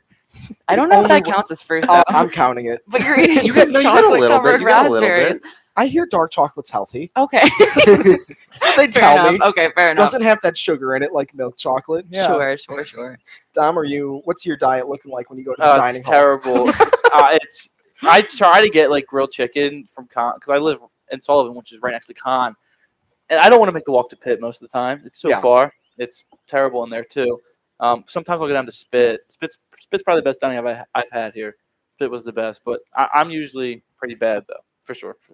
Yeah, definitely the worst. I mean, It's hard on campus. Yeah. It's definitely hard on campus. I mean, we DoorDashed Wendy's last night. I Yeah. mean, like, Oh, we're wow. just not doing. Wow. Hey, take No, it no easy. judgment, Not the Wendy's part, the The DoorDash yeah. part. We 'Cause don't DoorDash. No, you gotta like eat it in the drive-through while it's like hot. Like That's the thing. Fast It food gets goes bad cold. very quickly. Once it gets I cold, mean, it's I almost don't- inedible. It Like tasted pretty good when I okay, had it okay. last If you night. had a good driver, then like Well, they you get gotta out make sure I quickly. put a paragraph of instructions oh in there my! on how to get like through Villanova, and every Oh my time they God. compliment me. They're like, "This is the best thing ever." That's 'Cause really I can thoughtful never of you. find Good. like they the never building. can. I always see like around all the rest halls, there'll just be like food outside Yeah. the Yeah. doors, and I'm like, that's not in the right place for sure. 100%. Yeah, no, that's very considerate of you. Because like if you just drop the pin on West Campus, they're going to St. Mary's, and And they're they're like, just "Where leaving are it you?" And I'm there. like, "Where are you?" So Yeah. now I'm like, drive through the gate, take the left. It'll be the second building on the right. Chris, that's so smart of you. No, nothing wrong with Wendy's. Love the 4 for Yeah, $4. it's So the 4 for 4, the biggie Yeah. bag. I the mean, biggie bag come is on. great. They got rid of the 4 for 4 though. Did did they they? I think really? they did. I looked it up like the other day because we were No. talking about that. Devastating. That is That is sad. preposterous. Yeah. Wait, I mean, inflation. You know, what are you gonna do? It was a crazy deal. True. Over the summer, did you guys have the strawberry frosty? Mm-mm. It was the best thing I've ever had. Really? It was so good. And I know this segment was supposed to be on healthy eating, but I just had to bring up the strawberry frosty. It went crazy. Oh my god. That's cool. Like, because they always do like the specialty, like, You love frosty. Wendy's. Take it easy. You Take love it Wendy's. easy. Like in the winter, they did the peppermint one. I'm like, this is not good. But you don't like peppermint stuff, Why right? do you No. love Wendy's so much? The frosties. Do you know Hello? the hack to get the free one? What? It's like once a year they give out a little keychain that's like a few dollars. Oh, and then yeah, I do you can know. you can just kind of say that you have it, and they give you like a little mini frosty for free. That's really. Yeah, because my friend has one, and he would ask, and they would never check. They'd just be like, "Okay, yeah, here you go." Oh, a little cheat here A on the little on the hack. morning roar. Roar. You love to see it. Next up, and that was healthy dieting, in case you were wondering. That was the tip we were going for. Free Frosties for one. Yeah, all we got were free Frosties. Yeah. Number 5 is laugh more often. Tons of research has shown that laughing benefits your health. Even if you're not able to laugh with family or friends, you could always throw on that funny flick that gets you every time and laugh the stress away. Ryan, do we have like a go-to funny movie for A you? go-to funny movie? Nothing coming to mind immediately. Dom, do you have something? We've been watching me and my friends Animal House. Like, Yup. I've probably seen Animal House like 5 times this year. It's fantastic. It's funny every time. Outstanding movie. I think my go-to is My Cousin Vinny. Oh, that's That's a fantastic good too. movie. I probably That's watch great. that like That's a cult once a classic. semester. Yeah. It's outstanding. Yeah. Allison? Not that I can think of off the top of my head. I don't know. Oh, just not movie. Like, what do we do to get like a good laugh here? You know, you're feeling down. Like, what do we do? Replay old episodes of The Morning Roar. You know? Yeah, that's obviously. That's probably Yeah. the best thing to do. Watch David and Dom on the Mindbender. Of Yeah. course, yeah. That's how you get your good laughs in. So everybody, finals are just around the corner. It's certainly one of the most hectic times of the year for a college student. So, do any of these strategies work for you for stress relief, Dom? I think that taking the walk thing's good because if you can't sit down and study for more than like I don't know, like an hour and a half. Yeah. You can't sit down for more than an hour and a half and just stay there. Walking around, I think nice. If you're in the library, just leave your stuff there. I always leave my stuff in the library. It's never been stolen. You can leave your stuff anywhere yeah. here, to Never be been honest. stolen. I would feel comfortable leaving yeah. my backpack right on the. I see overhead like and walking $800 away. electric scooters Yeah. just not chained up. People Yeah. just park them. I love leave. it personally. Yeah. I think I'm gonna take one before I graduate because honestly, people do just leave them around. yeah. And one of these days, I'm gonna hop on it. I walk out of my door in Gallon. It's like the side door which faces Farley, and every morning there is just a drop of scooters. There's like 5 of them just laying there, not chained up anything. I'm like, what are we doing here? This is not great. Coming from New York, where like if you don't tie up everything on your bicycle, you'll come back to like just the skeleton part. Like, Are you serious? my dad's gotten the wheels stolen off his bike like 5 times. Oh my god. Yeah. So it's such a shock to me to see electric scooters just leave it there. Yeah. Just And your leave 'em computer right there. just like, Yeah, just leave your it on the $800 table. laptop. Walk away for like 3 hours, come back, it'll still be there. Oh yeah. Perfectly fine. Mm-hmm. You love to see it. Ryan, any good strategies for beating that final stress? I like the healthy diet one. One thing that like I need to be mindful of is actually eating enough because like sometimes during finals week you'll be super busy and you'll be like, oh, I didn't have lunch today. Yeah. So you got to be mindful to like actually go out there. That really helps. Like regardless of what you eat, just eating something is very helpful. Yeah.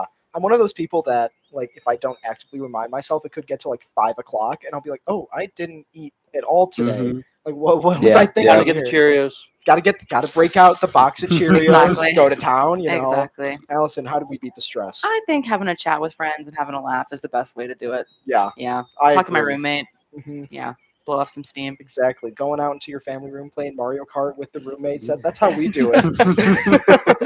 It's a perfect way to do it. Then you're more stressed out because you're yelling at your Who's friends. your go-to character? Oh, Toad. Toad. Okay, very Oh, nice. really? I'm told that is Interesting. very characteristic of me. It's like, Oh, yeah. like you should be told Toad. you that? So many people, they're like, wait, let me guess, Toad? It's either Toad or Yoshi, and I'm like, yeah, Yeah. yeah, okay. Wow. I'm seeing what we're picking up on here. Yeah.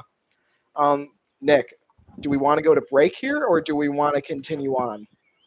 Let's take a break now. Let's take a break. All right, this is the Morning Roar right here on WXVU 89.1 FM. We're going to be taking a quick break, but stay tuned for more live from the Oreo. I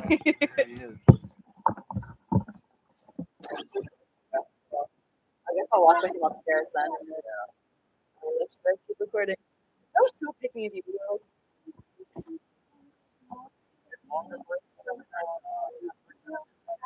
Yes.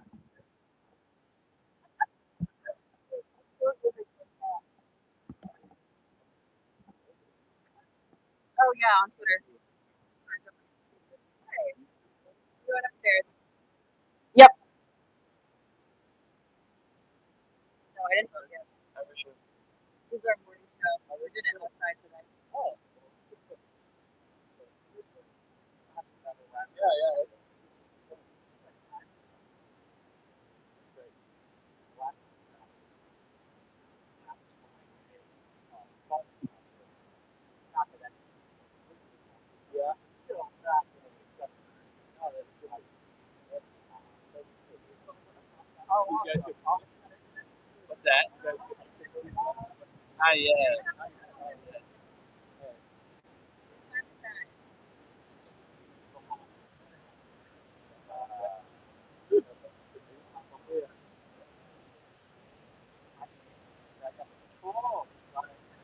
What?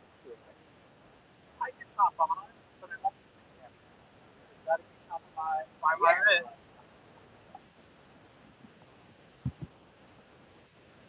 So, are we getting the fidget spinners finally? Are we finally getting the fidget spinners? It's always in there. It's about time. I'm breaking it out. It's such about time.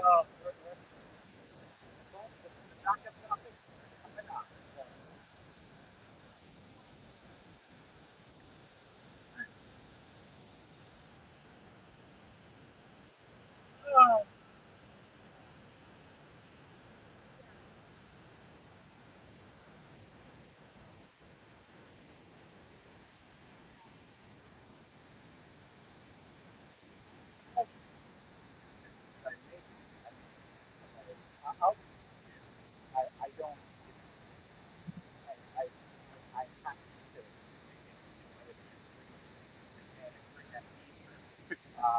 You want to go on? I think you should. Come on.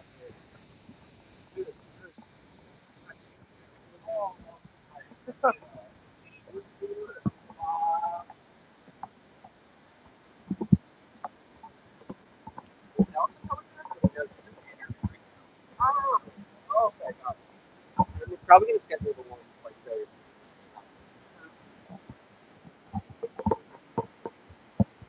All right, 10 seconds.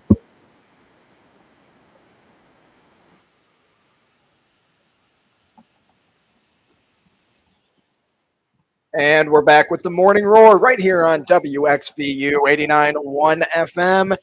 And just a reminder, this is our WXV Needs You fundraiser. So to make sure that radio here at Villanova can continue to thrive, make sure you check out give.wxvu.org. And making the Morning Roar debut, we've got Nick, producer Nick. Nick, what's going on? I think it's excellent. I'm not in the camera shot. Face for radio. I lean into that. But thanks for having me on. It is your show here. You know, you write the show, so you It's should true. give yourself for It's being true. on here. That's what is so confusing about this for me is that, like, what am I going to write for myself? Like, do I go out of character? I really don't know how to play the situation. So, but Allison actually just left to go record another episode of our highly acclaimed Profcast podcast series. So look, I'm all about the team. If that means, breaking out my debut here in the last segment of the show, I'll do it. That's what we like to see. And what a segment you're coming on for. This is yours. Here it is. Remember fidget spinners? So quick, inside baseball, whatever analogy you want to. So we put together these game plan sheets, is what we call them, for each of the Morning Roar episodes so far. And I think like the second show we did, we ran out of topics because our interview didn't show. So I was like, all right, you know what? I'm going to bring it next week. We're coming with backup topics. And so there's been these 3 backup topics, and I'm glad Dom at least is paying attention. Yeah. Because I've had this topic in there since November. Yeah. And I haven't been able to break it out. And now here we go. We were running a little ahead of schedule. That's always a good thing here at the Oreo. So let's break it out. What do we want to bring back? Starting with fidget spinners. It's fidget spinners. So stuff like that. An Ask Reddit thread asking what quietly went away without anyone noticing prompted more than 45,000 comments. And here are some of them. These are terrible. I'm kind of happy some of these I've never went away. seen most of these. The top one on the list is Flash Mob. Never seen one. Thank God. I know what they are. I know, but like, what would you do if you saw one? Like, you just have to stand there like No, awkwardly? I'm gonna keep walking through. Yeah, you can just leave. No time for that. Like, Unless you're like in the middle of it, in which case, like, I feel like the thing to do would be like get in and, but you don't know the choreography. Yes, These people fake it. practice. They're the ones doing a flash mob. They can't judge. I think No. you yeah, just they have like brought to- you into it. What began in 2003 as a social and cultural experiment took on a life of its own. And for a while there, flash mob engagements, flash mob protests, and flash mob school dances, as well as flash mob weddings, became a part of our daily vernacular. Not so much now, thank God. I mean, what is a flash mob wedding? What does I that don't- mean? I don't know.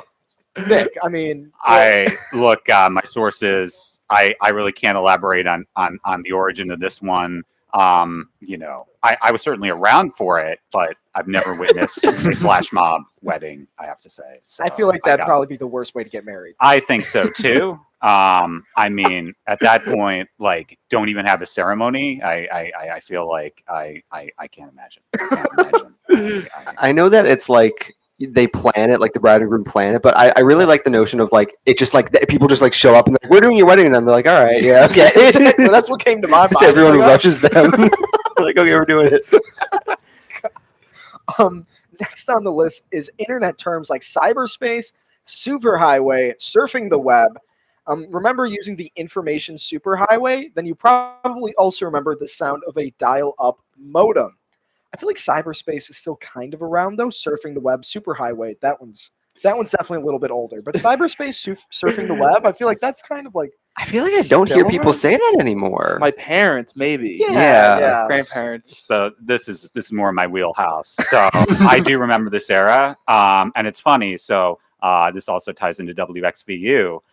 Some of the promos that we have our various contributors say, I resort to using log on to wxvu.org, and I feel like nobody knows what that means now.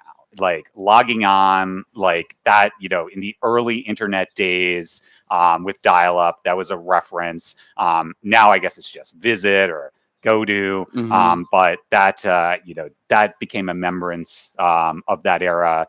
And honestly, I mean, a lot of that I think was tied to the fact that the whole process of getting on the internet was just, it was very much a process back then. So I think there were, it was reflected in the vernacular, whereas today, I mean, Yeah, it's a lot more seamless to get on. Definitely the barrier between like cyberspace and here is a little bit more tenuous. So like it does make sense that those terms would kind of fall out of fashion. 100%.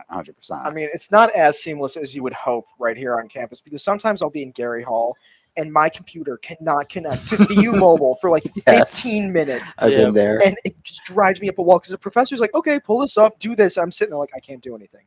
There's nothing I could do. It just will not connect to VU Mobile. So not as seamless as you would think, as you would hope.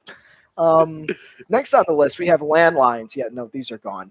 Or at least landlines in homes. The jacks are still there, but the only people who still use them are all over 70. No, 100%. Nothing wrong about that statement. No, that is that's fact. I can speak from experience with 70-plus-year-olds, and they're about the only ones who still get it. So, Planking?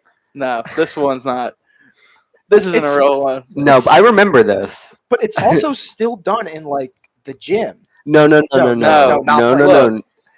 I do think this was a real. This was a thing. trend. This Yeah, was a thing. This was like an early 2010s, very early 2010s. Correct. trend. Wasn't that long ago.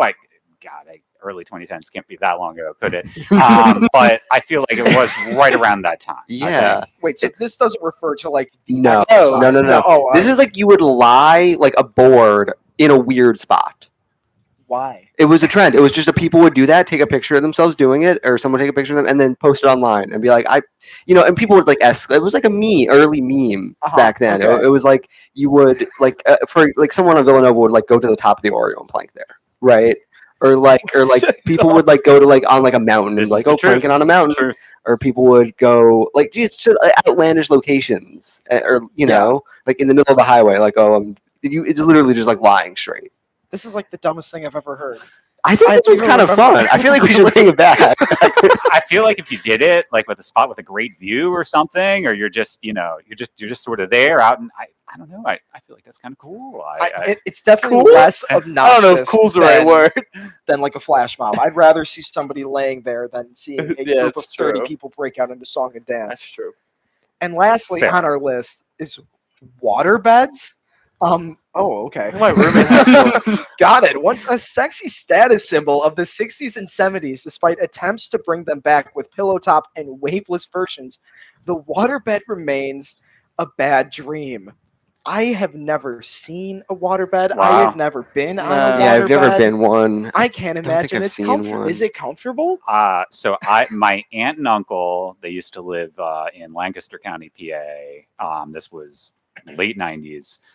They had one, and it was my favorite thing ever. You could hop on it. Now, I definitely heard stories of, children or maybe grown adults hopping on the waterbed and, subsequent damage ensuing. But like, I don't know about quality of sleep on it, but it was just so fun to bounce off of back then. So I finally remember the waterbed. I don't, maybe it's some, therapeutic mattress. Does it not promote great sleeping patterns? I can't say, but I really enjoyed the heck out of the waterbed. So, There you go. I don't think I'd even want No, one. I would try it, but I would not sleep on that. I would No. for fun, Yeah, like that's really what it is. Yeah. I feel like that's not even like stable to sleep on. Like I don't know like the logistics of it, but just imagine sleeping on water. Like it feels like you're probably moving a lot. I don't know. Yeah, I would imagine. I don't know. It was just fun. It was just, I had a blast. That's all I can say. My current bed right now, not optimal. So, the next time I'm in a market for a mattress, I may just look for one. There you go. Awesome. Thank you, Nick. And let's go to Dom with our Twitter poll results recap. Yeah, so again, follow us on Twitter at WXVU. Today's poll question: what's your go-to study spot on Villanova's campus? Right now, Falvey, 42% of the votes. Sack in the reading room, each have 28%. I'm sticking with Falvey. Ryan, we haven't asked you. I like spot? Sack. Sack is I really like the little nooks that they have in the hallways. Only trouble, you can't charge something there. But if I have like reading to do, that's my favorite spot to go. I have gone there many times. Just they're always taken because there's That's few. true. There's like 2 on each floor. Mm-hmm. Yeah, I've like walked up and down just staircase on the side, just like looking for one. But I usually get one pretty soon. Yeah. But definitely 3rd floor Falvey. That's a good one. It's the place to be if you need to get work done. 100%. Now it's time for our deep thought of the week. Happiness is a butterfly, which when pursued is always just beyond your grasp. But if you sit down quietly, may alight upon you. Thank you for tuning in to the Morning Roar and another big show next week as Derek Wilson from the band Arch Palatine will be back in studio on the day of the release of his new album, Doozies to Daisies, and he'll be performing some tracks from it live in studio, so do not miss it. And WXB Needs You continues as Chris and Ryan, or me, there it is. I was at like a reading That's mode the there. producer. That's the producer. Hey, you can you've got the floor. Blame me right now. Ryan and I will be sticking around until 11:30 at the Oreo, broadcasting live. So make sure you stay with us. This has been the Morning Roar on WXVU 89.1. Make sure you tune in next week. Thank you and have a great start to your weekend. All clear.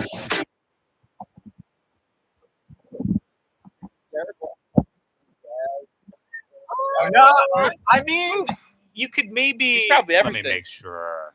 I mean, he described it as what, histrionic? Yeah, it Whatever was the something hell weird. that It was a means. made up It word. means like very dramatic. I don't know. So I mean, it's funny. I was thinking about that. I don't think so is what I would. And nothing wrong with it. But I don't think the smooth. There are some, like smooth jazz is definitely cool for it's like R&B things of that nature. But he knew him because he sings at the basketball with every voice sang. Yeah. So he's done that. I think at a lot of basketball games. So we got him in Team Lab. So that's how he's like, I got an EP coming out. Like, yeah, sure, you want to perform it? Seems like a cool guy. So that's sort of his Very story. Yeah, he is. Yeah, great voice. Like legit great voice. All right, so I would take 15 minutes to just sort of chill. I need it. I know that. So I get it's gonna be